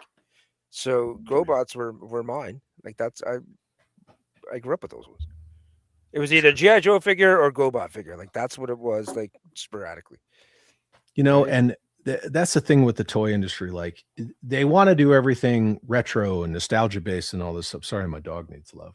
They want to do everything like that, but they don't want to look at those business models that actually made them money and made sense. When you just have dollies, and this is kind of my beef with 1/12 scale, when you're talking about taking a world building line and blowing it up to that scale, that's fine if you want to do that, but your figures aren't cheap enough where people, oh shit, What happened to Pi? he got mad at me. He got mad at me. Yeah. Your figures aren't cheap enough where you can, reasonably buy a lot of them. Yeah, like the adult collectors with the disposable income are going to do that, but not kids. You don't have lower price point vehicles like a Devilfish or well here's 20 Ram cycles. Well, where's the freaking Silver Mirage, man? Why did it take you so long to put out the Cobra Flight Pod or the Ferret? Because they never meant for it to be a world building line. That's why they did it in that scale, because they all these executives at Hasbro, going back to the whole Ivy League, spreadsheet people, they all they think is like, well, it's successful for Marvel Legends, so we'll just do G.I. Joe like Marvel Legends. But it works for Marvel Legends because you have superpowers and spandex, right? Spider-Man doesn't need a tank. No. Magneto doesn't need a helicopter. No. But you take a world building line from a scale where you can build worlds, and then you put it in this Marvel Legends scale. They're like, here's a fucking outhouse for you. Like, you couldn't even do the Cobra bunker. You're so concerned about making all this retro stuff look just like it did in 85. Where's the Cobra bunker? No. You get an outhouse. I can speak to this because I was big time snob. Like 6-inch figure has to be 6-inch. That's the scale for me. And I was collecting Black Series, and they were running through them all. And then I got my first vintage figure, and they pose just as well as any Black Series figures, probably even better because of that the scale. And then I bought the vehicles that went along with it. I'm done with fucking Black Series. I am on the Lord scale. I am all in on the vintage stuff. I got myself the advanced TIE fighter, a Vader's TIE fighter, the X-Wing. I got the fucking land speeder. Like, I am all in on the original trilogy, for the most part. Mainly the Star Wars, the first movie, not New Hope. I don't fucking want to call it New Hope. It's not the New Hope. It's Star Wars. Yes. So I'm all in on all that, and now I actually am on board with that. Like, it makes sense. Like, I could have a bunch of Star Wars vehicles. They're all over there. If they were on 112 scale, forget about it. My basement would be overrun. Yeah, no. Like, I couldn't do it. So, everybody wants to say, and at the onset, I always approach it from, why are you trying to convince me? I don't need to be convinced, right? Right. I'm going to like what I like, no matter what you try to throw at me for your reasoning or explanations or validation. I don't care. Action Joe Figs, throw it in the chat, man. He has a question for me. Yeah. Ask. But people say to me, like, when they try to argue me why 1/12 is superior, first of all, that's all personal opinion anyway, because some people say that the only superior scale is 1/6 scale. Sure. I don't care what scale is superior in your opinion, but they say, well, 1/12 scale gets you better detail. Okay, well, that Lieutenant Falcon that looks like Matt Damon from Team America ruins that argument. And they say, well, it's superior articulation. Okay, well, I can take a modern construction 4-inch figure, right? A true 1/18 scale figure. It has every single point of articulation that a classified figure has, sans like 1 or 2. They have the thigh swivel, they have the ankle rockers, they got the forearms, the wrists, and all this stuff. Okay, but they also don't come with like super bent gummy accessories and things like. Yeah. Oh, and by the way, I can get play sets, and I have a USS flag, and my vintage collection, Darth Vader, has every bit of the articulation as the Black Series. I actually like it better, and I have the one where it has the removable helmet. And underneath it, the head looks fine. Like, it doesn't look too small or anything. Yeah. They knocked that shit out of the park. It was really well done. So, yeah. Oh, yeah. I admit I was completely biased on the 112. I was one of those 112 assholes, for sure. And I know Pi and I, we were on the stream where I got him back into it with the little guys. And yeah, no, I little fucking guys. But you know what it is? It's not the nostalgia factor, right? We grab these big figures now, the 112. It makes us feel like we're a kid again because the figures are bigger in our hands, right? Like the little 1/18 scales when we're 7 years old. That felt like a big figure, right? So it's all tapping into that nostalgia, right? It's that feeling that you get from handling something that was similar size and ratio to when you were a kid. And I think that's where all that snob is scale-isms that we deal with that kind of shit. I blame Marvel Legends. That's what I blame. I don't doubt that. They're the ones that started it, right? Okay, but to compare like Legends with Classified, that's like comparing a Ferrari to a Pinto. Like, Classified doesn't have the articulation of Legends. It does not. But again, you need to be able to do this like super dynamic Spider-Man posing with Spider-Man because he does Spider-Manning. Yeah. Whereas a classified figure, like, give him butterfly joints in the knee so he can like take a knee and not look stupid. Okay, fine. You know, it's apples and oranges, but trying to apply one line system to another IP, I don't think it works. I don't think it works. Well, one thing that Marvel Legends doesn't have is that ball peg in the waist, right? They swivels, which is horrible because when you turn a guy to the side, now you got this big fucking cut there. It looks terrible. God, and that they still use that disgusting ab crunch rather than the diaphragm on a lot of figures. That thing is hinge pins on a larger size figure, right? Hinge pins and that freaking ab crunch. It's eye cancer. It breaks everything up. And I would rather have what I call art over articulation. I would rather have a well-sculpted, well-painted figure that has less points of articulation than something that has all these points of articulation, but they don't look anatomically correct. Because you have like 3 different cups in the shoulder, and like when you bend the elbow, it doesn't bend like this. It bends like in 2 right angles. And I'm like, it looks like somebody snapped that arm. Yeah. It does. It looks the same thing with all my my Batman figures up here. And a single hinge elbow, you can get the same range out of it if it's done properly. If you have a deep enough cut, like you don't need that double jointed elbow. And I don't know why people lose their mind. It's all in the molding and stuff right here. Like the shirt and all that stuff. Like if you put a bunch of shirt wrinkles, you're not going to get a good bend. Hey, guess what? Look at my elbow. It's not double. It moves just fine. Like, it doesn't look like this. It looks like that. It folds down, right? Like says, if 118 Joe is a Lord scale, what can I call 1/6 scale Joe? Because if they didn't exist, there would be no 118 scale Joe. I need a catchphrase for my channel. The original scale? I don't know. Zeus's scale. It's the OG scale. That's really what it is. Yeah. Look, I love 112 Joe. I do. I have plenty of them. I just call 118 scale in regards to G.I. Joe the Lord scale, because I mean let's be real about it. Yeah, that's good. Real American hero. Like Joe was dead before a real American hero. And that's due to a lot of the people at Hasbro not liking their pesky war brand. But look at the 1/6 scale Joes in the original series back in the 60s and 70s. Did they have a tank? Did they have a Tomcat? Like, no.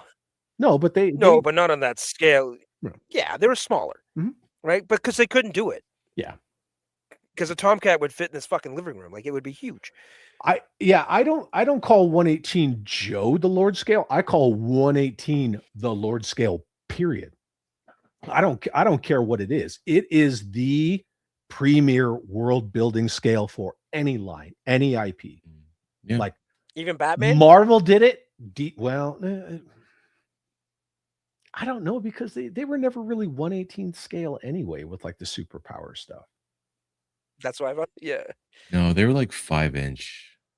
Yeah, but regardless, what did you get? You got like the Superman ship with the punching power. You got a cool Batmobile, but you did. But look at what like Invisible Jet. So you have Adventure People, you have Star Wars, you got freaking Chips, Dukes of Hazzard, Battlestar Galactica, G.I. Joe. Like 118 is the world building scale. Yeah. It just is. And when you look at 112 scale, there are pros, there are cons. What do you think Mask in 112 scale would look like? Figures with helmets. I won't. They're not going to do a Thunderhawk. They're not going to do a Rhino or a Switchblade or a Jackhammer. Mask is a vehicle line. Absolutely. That's why the figures were 2.5 inches with no frickin' eyes. Yeah. I would buy a vehicle without it. I would buy a vehicle without the figure. I wouldn't even need it. Yep. Right? Like those are secondary. It's all about the transformations on the vehicle. But a Mask figure without a vehicle, it's just a dude in a helmet. Well, then you get those guys that want the classified to put masks in there. And I don't know why. Like, it doesn't make any sense. Oh, I'm sure. Well, they did it for the 125th scale. I hope 25th not. anniversary. They did a Matt Tracker view. Yeah, but Well, it didn't make sense back then. Specialist Matt Tracker, but they also did General Mayhem. That is Miles Mayhem in that convention set. So they did do Matt I didn't know Tracker. that. Mhm. Okay. Yep. I didn't know that. They only did the 2 of them, but yeah, they did them. They also did that box set for San Diego Comic-Con that came with the Mask Revolution? and Visionaries. Yeah. Yeah, it's the Revolution set. Yeah, it's based on the comics, and then the whole Mask is Unit E sort of a thing, and it had Rom the Space Knight.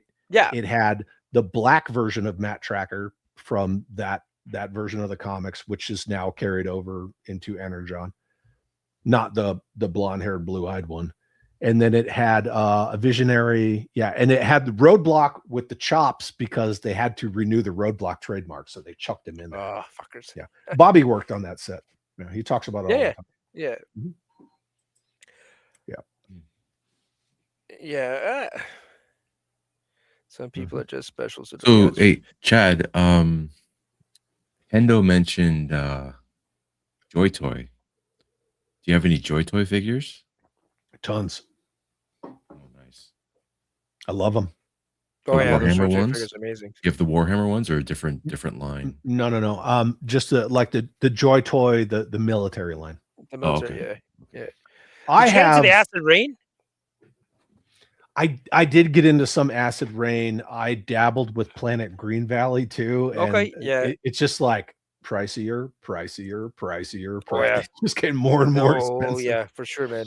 Yeah. I have a bunch of the Joy Toy mech bays, which are awesome, because they're plug and play and you can take them apart and build different stuff, and they look good with like my Joe collection. I guess I don't really have a Joe room. I have mostly a Joe room, but there's a GoBot here, there's Joy Toy stuff over there, whatever, Transformers. I got a lot of Joy Toy stuff. A bunch, probably a little too much. I could probably stand to get rid of some of it. Yeah, I got a bunch of Joy Toy stuff. Yeah, for me, I go to China all the time, right? So I can pick them up dirt cheap in comparison. I never got into the mechs because I knew the 118, not like the smaller scale ones, but the true 118 scale that comes with the figure. I knew the minute I got one of those, it would be over. Yeah. And so I always stopped myself at the mechs. I have the mech bays. I have a bunch of the figures. I have a couple of their vehicles. They're freaking awesome. The vehicles are amazing. Oh yeah. But I stopped at mechs. I can't do it.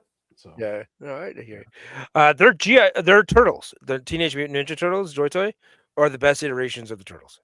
It's not even fucking close. So fun fact, I never had a single Teenage Mutant Ninja Turtle toy until my friend Just Jeff came and visited for a weekend. And because my game room is mostly Batman toys, he brought me the Michelangelo figure that's wearing Batman's cowl. Yeah. And he's back there just standing on a shelf. And I'm like, cool. The only Ninja Turtle toy I've ever owned. You're probably discovering girls when they came out. So the nostalgia probably wouldn't be there. You're 51? Yeah. Yeah, they came out 89, 90, kind of when they hit their peak. Something like that. Well, the cartoon. Yeah. I remember reading the original, like the black and white one. Oh yeah. All just had the red. Like I think everybody read that. For sure. If we were into comics at all, I think everybody at least read that once. Whose dolly just fell? Did somebody lose a dolly? No, it was upstairs. Oh, okay. I thought a dolly just took a dive. Pie's wife is telling him to keep it down. She is actually. I couldn't with the Ninja Turtles. I couldn't. I have this weird thing with ninjas in general. I know it was like the huge craze in the 80s, but even with Joe, the word ninja starts and stops with G.I. Joe. To me, Storm Shadow. Like there's nothing in my head canon. There's nothing beyond that. Snake Eyes no card of Snake Eyes says ninja until you get to Ninja Force. They all say commando, but everyone just says Snake Eyes is a ninja. Is he though?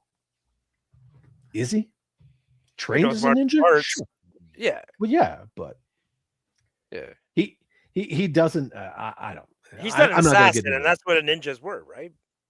Yeah, but I never really got into the whole like ninja craze, and to me, the turtles, they were just kind of part of the ninja craze, and Yeah, but they were also inspired by Daredevil, right? Like that's what they really were.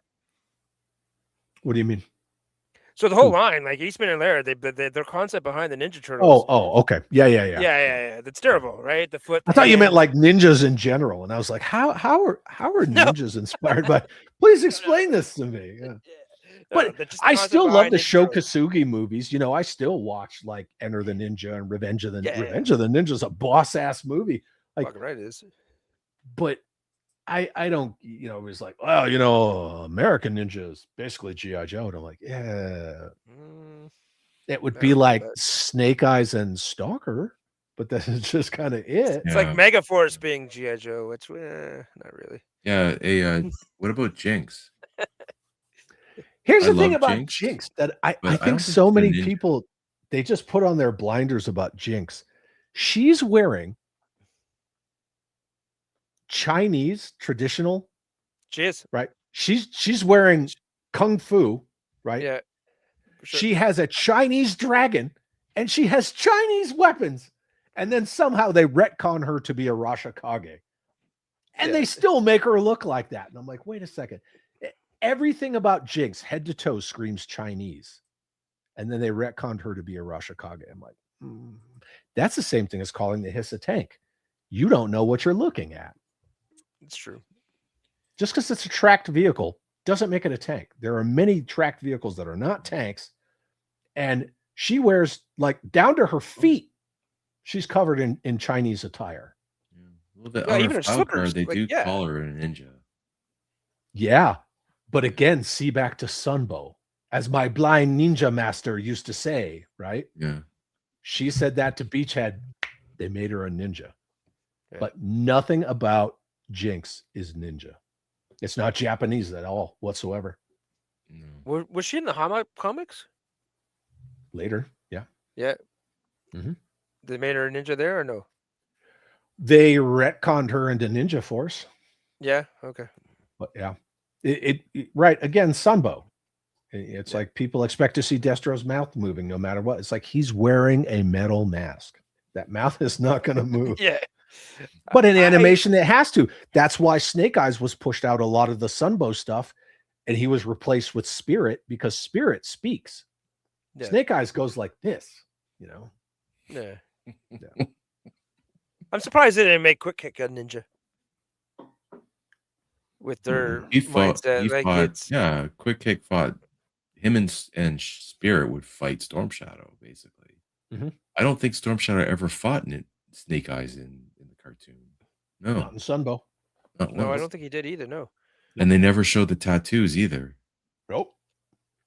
They never got into their relationship whatsoever. It was Spirit, right? Because that cave scene, right, where they're fighting in the cave, right? Like, but Resolute, they do, right? Yeah, they do in Resolute. Resolute is all Snake Eyes. I've seen that Shadow. Movie. Yeah, 100%. Yep. I love Jinx and Storm Shadow. Stu for lunch says, "You Cobra, go home. You been here 4 hours."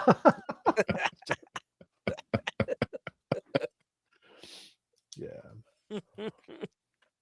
But yeah, I could, dude. I could talk all things G.I. Joe forever. No, forever. I could listen to all day, all night. I love it. Shit. Yeah, I love it. I am proud of you for bringing up Megaforce. It's a good movie. In my oh god, I love it. In my headcanon, Megaforce is like Night Force or Eco Warriors. They're just a Joe team. Same with Mask. They're a Joe team. When you take something like your daring, highly trained special mission force, you can do things like that. You can plug in, I mean, Solid Snake is a Joe in my world.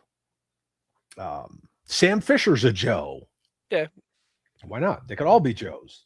Oh, I used to play that game. I used to play Splinter Cell like religiously when I had a PS2 and the Splinter in Cell the early games are great. 2000s. The Metal Oh, Gear games so are good. great. Like, to me, they're all Joes. Oh, yeah. And that's kind of the thing. Like, sitting down to watch Megaforce, which came out, the movie came out before the Joe comic came out. So the whole thing where they're like a clandestine team, they all have code names, they have a base in the middle of nowhere, you know. It's very Joe. And you get a lot of these two-dimensional characters, you know, you've got Dallas and you've got all these other guys. They can fit so many characters in the movie because they're not spending a lot of time on their character development. It's pretty much just Commander Ace Hunter. Yeah. Yeah. But they have these cool, very unique future forward vehicles. Just like Joe does, right? Oh yeah. I have to rewatch that movie. It's been a while since I watched it. House Hendo says Nathan Drake from Uncharted is also a Joe. I have Sudahuba. I don't know if you know, but out in my Joe room, I have 1/18 scale Megaforce vehicles. Ooh. I'll send you a picture. So you know the Delta Mark IV motorcycle with the rockets and I have a 1/18 scale Delta Mark IV sitting right next to my Mauler. Where did you get it? Printed it. Oh, you printed it. Oh shit. There's files out there to print them. Yeah. All three of the vehicles, the Mega Destroyer, the Delta Mark IV, and the TACCOM. You can print them up. I gotta get a printer first, but yeah. Dude, I'm trying to reach it. So I am a diehard Megaforce fan. Diehard. Oh yeah. Yeah. It's a cool movie, man. I remember watching it when I was a kid. I watched it with my dad. We had the Super Channel was basically our version of HBO in Canada. And he sat me down. He's like, "Oh, we got to watch this movie." And we watched it. I don't know, 7, 8, whatever the hell I was back then. When did it come out? 86? No, 82. 82. Okay. Yeah. So I was real little. And I remember it. It's one of my most vivid memories. I always just remembered, Ace Hunter flying on the Delta Mark IV. Yeah. And then as I got older and I watch it more and more, I'll tell you guys this. The only stream I ever did that got shut down was a Megaforce stream. And so I don't really like to talk about this stuff, but anyway, so I was a master gunner for the infantry, and it's this whole thing, right, where you are just a subject matter expert on unified land operations, right? So if you want to talk about like high intensity conflict and weapons platforms and all this stuff, and like, I'm your dude.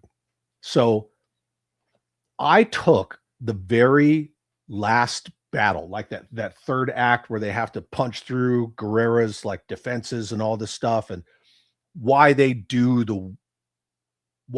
things the way that they do them. They have 3 different vehicles. The smoke screens that the vehicles put out when they actually punch through his armor and they get out onto the salt flat because they're trying to go link up with the C-130s.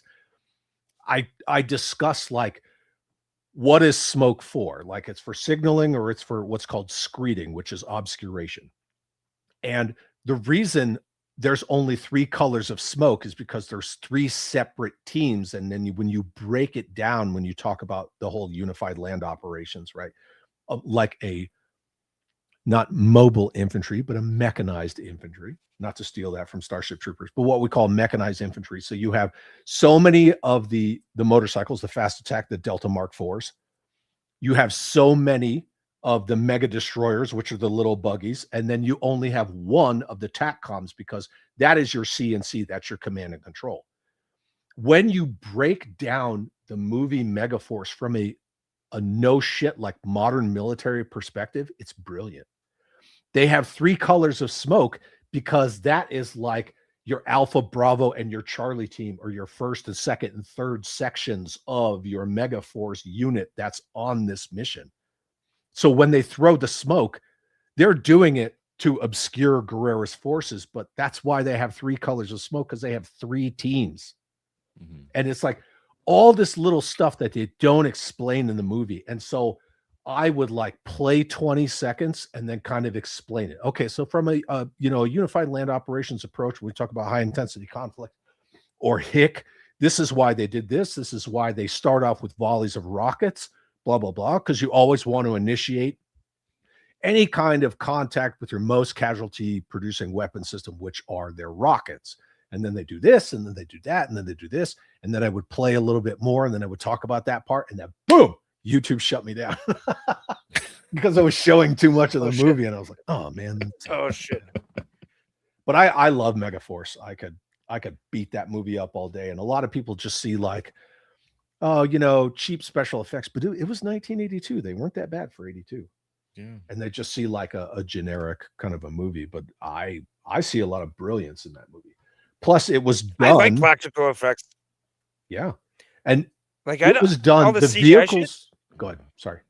No, all that CGI shit. Like, I'm not a big fan of that. I like all the green screen stuff. It's just, it's you can tell right away it's green screen. Well, they had like some rotoscoping in that movie, but all those vehicles were practical. And that movie was written and directed by the guy who, the name's escaping me right now. I'm sorry. Sometimes when I'm on the spot, things just kind of brain dump. But the guy who was the stunt coordinator for the Cannonball Run films, he did a lot of vehicle stunts. So it's freaking awesome. It is, absolutely. It's so underrated. Yeah. And like fucking stickers and shit. Like, yeah. I'm a big Megaforce. Would you want them to him? Yeah, Hal Needham. Thank you. Yeah, that's right. Yeah. Hal Needham. Mm-hmm. Would you want them to remake it? That's a whole other can of worms. I think if it were up to me, which God forbid anything is ever up to me, the only way I would ever touch Megaforce again is if they went the Top Gun Maverick route. You got to bring back Barry Bostwick. Michael Bell, right? He's the guy who played Dallas. He was also in The Warriors. So. You can't bring back Michael Bell, right? He died. But you got to bring back at least Barry Bostwick. And it has to be like done with great care and regard for what came before. The way that Tom Cruise and everybody else did Top Gun Maverick, it didn't disrespect Maverick as a character. It didn't disrespect Goose, any of that stuff that came before. Like they just kind of move forward. But yeah, I think you could do a sequel to Megaforce, or you could just remake it. But I don't. Why are we remaking everything? I'm done with remake it. You just need to make a sequel. Just Yeah. Write a new story and make a sequel. You don't need to remake anything. Barry Bostwick's still around. He was just in the making of Megaforce documentary. And I mean, he's a great freaking actor. You know, he did the Pirates he was of in the Penzance. Rocky Horror Picture Show. He was in Rocky Horror Picture Show. Damn it, Janet. Yeah, you know, like yeah.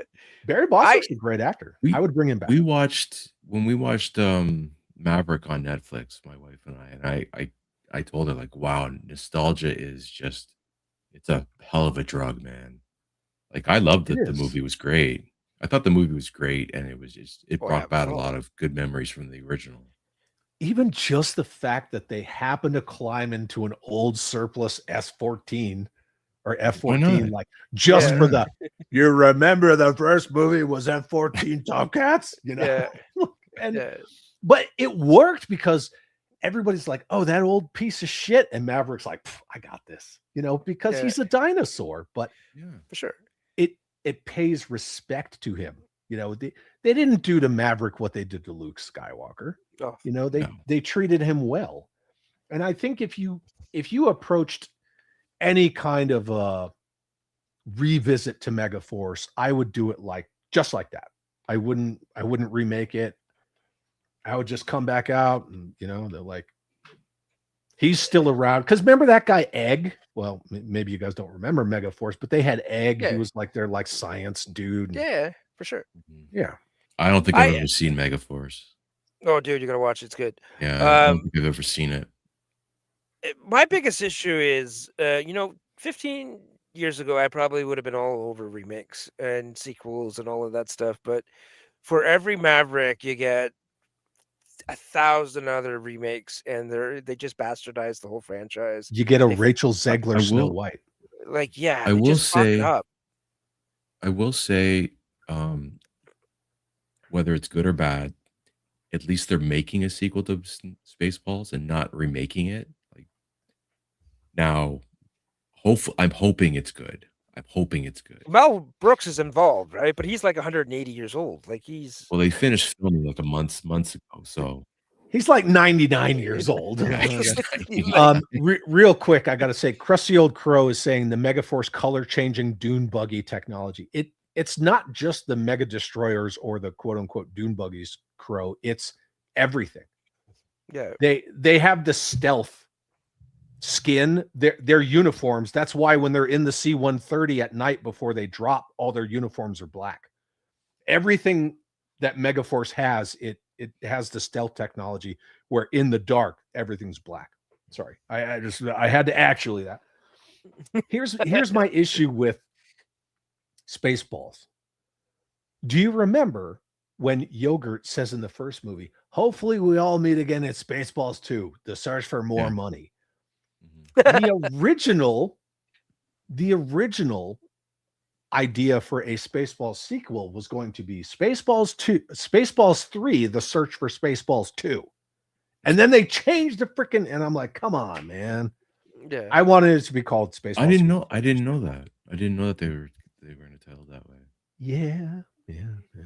But at least it has John Candy's son in it as an homage to pay respect to John Candy. Yeah. So I thought that was cool because he's going to play Bartholomew's son. Oh, okay. Which is cool. So that is cool. Yeah. Because, dogs don't live that long. Yeah. I think if you're ever going to have a cartoon. Sorry. Oh, it did? It did. Mm-hmm. Yeah. Okay. It did. Yeah. Sure did.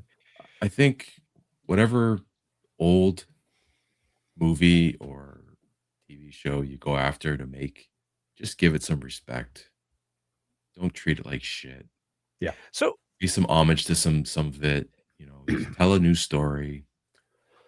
Our generation is ruining everything for the future generations because we're chasing nostalgia.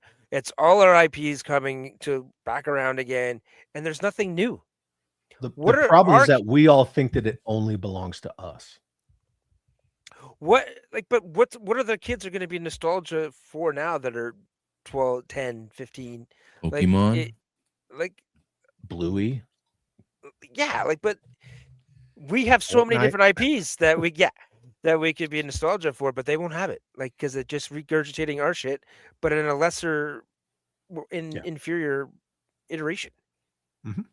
100% agree. And nostalgia is killing media. Because they're just chasing dollars to get that nostalgia pull. Nothing new's being created. Yeah. What hasn't been redone yet? Let's do it. Right? It's just lazy. That's why when you see something like The Raid or John Wick or things like that, and it's like, oh wow, somebody came out with something original. Thank God, Yeah. Yeah. People want to see original shit. I don't. I mean, certain stuff is always going to be around, like Batman, Superman, Spider-Man, your Captain Americas. They're always going to be around. Sure. Like there's staples, like Mickey Mouse and whatever. But they're American myths, right? It's always going to be around. Yeah, exactly. But visionaries, nah. No. Even Silverhawks. I love Silverhawks, but they were never it. You know what I mean? They were. No. How many episodes did they last? 16. Yeah, it's like Tiger Sharks. They're all in that same universe, and it's like, oh, okay, sure. yeah. I mean, it was neat. It's the same thing like we were talking about with the Herculoids and frickin' Thundar the Barbarian. Like, Absolutely. I would love to see a no shit, like hard hitting live action Thundar the Barbarian, but there's probably like 12 of us who care, you know? Yeah. Do I need it? No. Would I like Well, to see it? Sure. It's one of our favorite toy lines, Starcom. Like that was just a blip in the history. Like it just came and gone as quickly as it came out, and somebody's out there dying on the hill of Jason the Wheeled Warriors too, you know. Yeah, yeah, absolutely. If it didn't make it back then, there's no way it's going to make it now. Yeah, no way. I mean, that's why you only see the heavy hitters from the 80s doing it, like the big five, really. Those are the ones that are really doing it. You know, you got your Transformers, your Joe, He-Man. like that. He-Man, yeah. Ninja Turtles, right? Ninja Turtles. Even Barbie. Barbie will never go anywhere. Yeah. Matchbox, Hot Wheels, Lego, Barbie, never. And I think Mattel owns all those, right? They own Barbie, they own Hot Wheels. Yeah. Well, I mean, there's Hot Toys and Matchbox, two different things, but yeah. Well, yeah, I meant. But yeah, like those are the most evergreen of evergreen IPs. They're never going to go anywhere. And you know what? Kudos to Mattel in that Barbie movie, because I was like, oh, that thing's going to bomb. That's going to be dog shit. I haven't seen it, but it was huge. I didn't watch it. Yeah, I didn't watch it. I haven't seen it yet. Hey, Billy, you're talking about Sectors. That's the toy line you're looking for. Sectars, yeah, and Nacelle's doing Sectars. Yeah, I got them. They're right here. If you name it, I got it. Yeah. Well, and they came out with the mounts, right? Like the spider fly. Yeah, well, they're up for pre-order now, but yeah, they're coming out with them. Yeah, because when I was catching up with Brian at San Diego Comic-Con, he had the mounts on display. Yeah, they look good. I pre-ordered them. Yep. I love the Sectors back in the day. Brian Volkweiss, like he gets it. Like that dude's a fan. Like he totally understands. Yeah. I like his Instagram channel. They're pretty good priced, right? The puppets are like what? All his $30 shit is US. All his shit is, yeah. Yeah. Yeah. Mm-hmm. I always wanted that puppet castle thingy. Yeah, that was cool with the Sectors castle. The Hive? The Hive.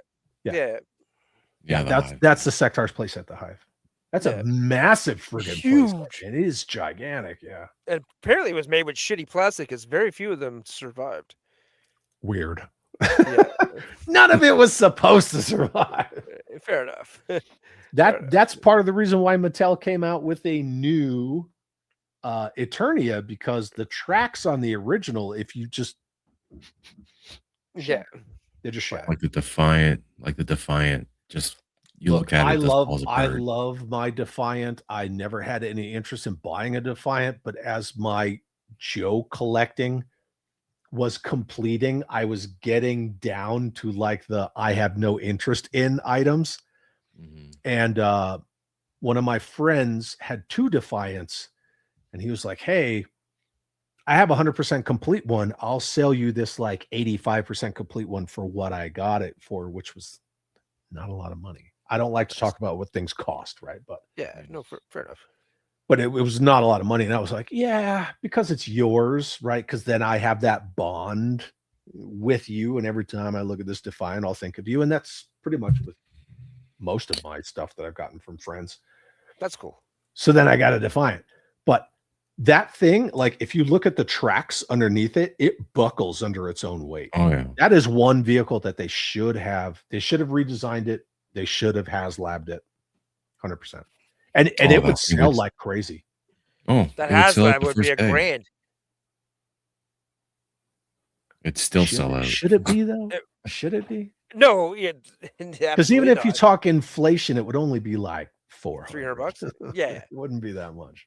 Yeah, it's I wouldn't be able to buy it because I know they would ask $1,000 for it.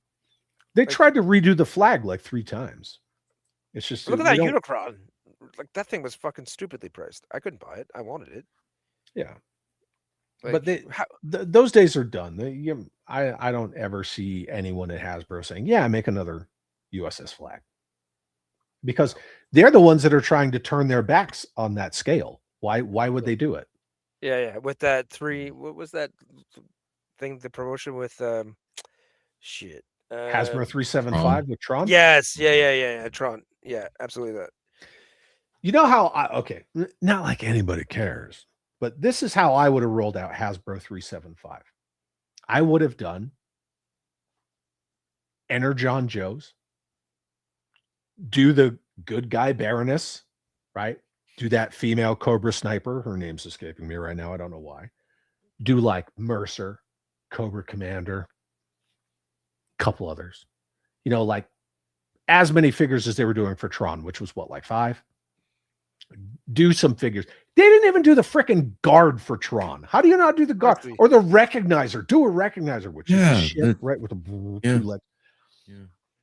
Do a couple of those Energon Joes, and then you do masterpiece size, because the size of a masterpiece transformer is perfect to a 4-inch Joe. Yep.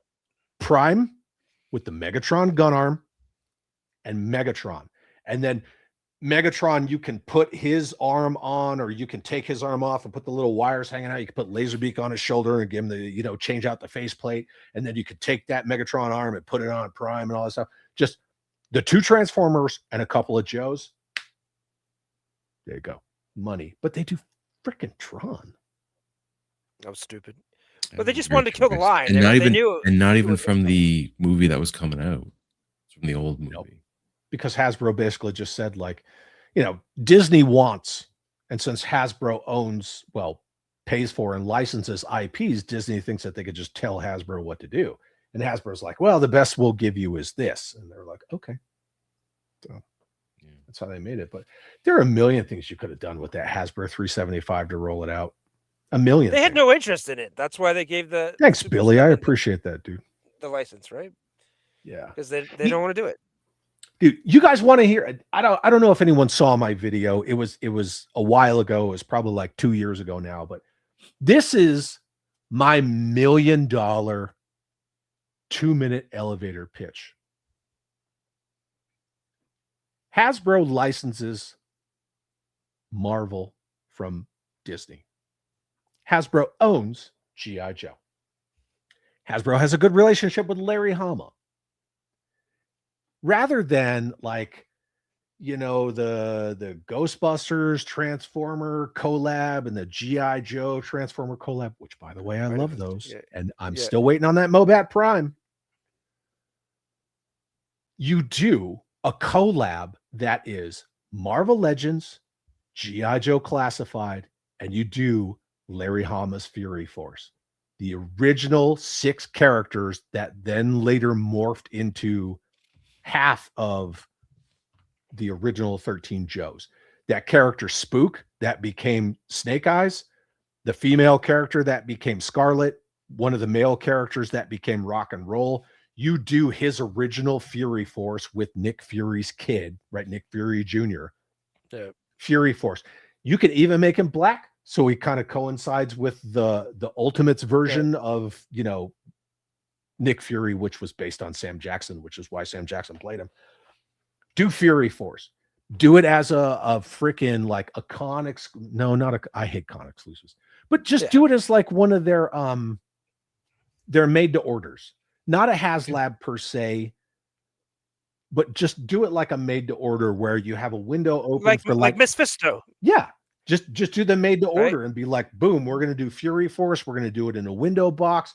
It like the whole back of the box is just going to explain like, each character and what Fury Force was. And then it pays tribute to the groundwork that Larry Hama laid prior to. And then you get a Legends collab and brilliant. That's what I would do. Spook would cause a shit. It's a great idea. I don't know about that. House might not be wrong with that, with those crazy race sensitive people out there. But here's the thing, though. I don't think like that, and I don't look for things to. But social media does. Cool. That's all well and good, but I don't think like a fucking idiot. I don't think like one of these like I wake up to be offended, because being offended is a choice, right? You choose to be offended. Absolutely. I'm not saying that Hendo's probably not right. The same thing with Hooded Cobra Commander, even though there's a million other examples of hooded characters that nobody throws a fit about. What I'm saying is that I don't care. That's what I don't give a shit. No, I agree. Absolutely agree. Yeah. I just, If you're gonna, I have no patience for that shit. None. the problem is everything nowadays is based on social media think, right? And you release People everything. could and call it's me all a based on dirty that. whopper or a baby killer all day long, and I'll just go, whatever. Hey, watch the WAP stuff, okay? Hey, no, I'll Italian do what kid. I want. I understand. Yes, the name. Okay, change the name. Whatever. Call him Ghost, and then down in the text, just put like, this character was originally named Spook, blah blah blah. But people get fucking butthurt over stuff they shouldn't get butthurt about, so we change the name. They should actually print that on the file card. I'm just saying, that's not Yeah. the point. That's not the point. The point is the fury. Yeah, no, I hear you. Yeah, that'd be cool. That would be the way to stream everything all together, right? Like, and then you could build on it and go further out. I didn't tell that $1 million pitch to Mr. Panzika at San Diego Comic-Con because I didn't want somebody to steal it, even though I made a video about it. I don't know. Yeah, I mean, you don't have to call him Spook, but you know what I mean? Like, Spook is just a G-man. They're just a government agent, whatever. So. Spook, there's nothing wrong with Spook. People are, to your point, super sensitive about words, right? There's some words that are taboo that you just can't say, and there's always going to be. But a spook is a ghost, right? It's an agent, it's a spy, whatever. Like if there's a lot of words out there that could be deemed as racist because some asshole used it way back when to describe something that it wasn't it, right? Like if we keep going back to that, we're never going to be able to speak. I use the word mook a lot, right? And mook is just like, it's slang for like dummy. Yeah. But sure. Too many people think that mook is the other moo word that is derogatory, which it's absolutely not. But that's what happens when you get, uninformed people that just want to like knee-jerk react to everything in a negative fashion. You know what word I never stopped saying and people tried to police me all the time was retard. Oh yeah, no. Whoever stopped using that word, freaking retard. Like no, like I always say stuff's retarded. Yeah. I view retard as just somebody being fucking dumb. I don't mean it like a person that's actually handicapped. And I would never ever say that about somebody that's handicapped. But if Chad, if you say something fucking stupid, I'm gonna say you're a fucking retard. Like, well, okay, so think about the timing on a vehicle, right? You advance it or you retard it, means that you slow it down, right? So when you say somebody's being a retard, like they're not following what you're saying. Like that's really all you're getting at. Like, yeah. I never got rid of that word. Yeah, I said all the time. It's like, you can't say that. Who the fuck said that? Watch me. Live in the United States of America. Say whatever I want. Well, we live in Canada, so we don't have those same freedoms. But yes, we do. No, I mean, not everybody. Not everybody can live in the U.S. of A. Or what we did to your hockey teams. Hey, how dare you? How dare you, Chad? I don't care, dude. I don't care about hockey. You're not even a hockey fan, are you? No, I'm not. I'm not at all. I don't even. It was a good game. It was a good game. Yeah. I didn't watch the men's or the women's. I just know that like I love you guys. And I have lots of amazing Canadian friends. And Canada's a gorgeous country. Yeah. Oh, I don't want to see that shit pop up on the screen. Don't do that. Don't make the kids now do the thing with the whatever. Anyways, all I know is that those clips of our national anthem playing and all the Canadians booing, like that fired a lot of people up. Now, me, I understand sports teams. I understand sports teams fans. that's all well and good. And as a lifelong veteran, I didn't get mad about that. I was just like, well, but there's also clips out there with us when you guys are going through shit. Canadians singing the American national anthem, like when you guys the Boston Marathon, that incident that happened, 9/11, like all of these things. Like, and I don't want to get into politics, but there's a little bit more tensions nowadays, right? Like, but let's end it. we're Americans, Canadians. We've always been, good friends. We both love each other. We're brothers and sisters, right? Yeah. Everything we're talking about tonight is fucking American. Oh, what? I'm sorry, I can't hear you over this. Oh, what? No. How dare you, Chad? Yeah. Just kidding. I don't. No, Look, the Americans. Well, we've been going for 2.5 hours, and I got to work tomorrow. So, hey, Subahuba, what we call it? Yeah, let's call it, man. That's good. I'm on your guys' dime. Yeah. Either way, look. Thanks for inviting me. I had a freaking blast. Oh, thanks for coming on, awesome. Chad. Yeah, we really appreciate it. Anytime. This was fucking amazing. Yeah, thank you for inviting me. Don't stop sending me those messages on Instagram. Never. I am the master of nightmare fuel. Nice. Sudahuba, I don't know if you want in on this, man, but I want in. Hell yeah. Do you really? Oh yeah. He doesn't I'll send you shit you cannot unsee, my dude. I'm okay. I got thick skin. Here it comes. God, thanks for coming on, man. Yeah, I know, man. Really appreciate it. Yeah, it was fun. Thanks for your insights and your knowledge and shit. Like, yeah, it's cool. It's good to get some FaceTime with you guys. I always have nothing but love for you guys. Thank you, buddy. Same here. Thanks, man. For sure. Same to you, man. All right, let's stop dating it up and we'll call it a night. Chad, you want to do some shout outs for your channel and whatnot? Nope. No, all right, we're good. Bye. You want to do yours? Just Instagram and YouTube. That's all I have. Nice. And then for everybody that's watching the stream that I'm assuming tuned in for as Chad's fans, it'd be great if you sub to my channel. I hate doing that, but you know what? When I got this many people watching us, I have to put that out there. So I was already subbed to you both. I know that somebody brought it up, and I was like, no, here's a screenshot. I'm almost to 100. Hell yeah, dude. Yeah. I just hit over 280, which I was pretty happy about. But yeah, I've been losing subs since I kind of started doing gaming stuff. Oh, really? That's okay. Yeah. I tuned in again. You're fired, Hendo. Fired. All right, everybody. Everybody fucking take it easy. Have a good night, and catch us here next Sunday. And Chad, you're welcome back anytime. I love you guys. Thank you. Thank you, brother. Thanks, Chad. Bye. Later. I'm from the Great White North, right? Like up above the states. Yeah. The big landmass that the rest of the world hates. Yeah. We're like above that. Fucking north, I guess. The big patch of trees where everybody's bored to death. We're just chilling up here, sipping syrup, playing hockey.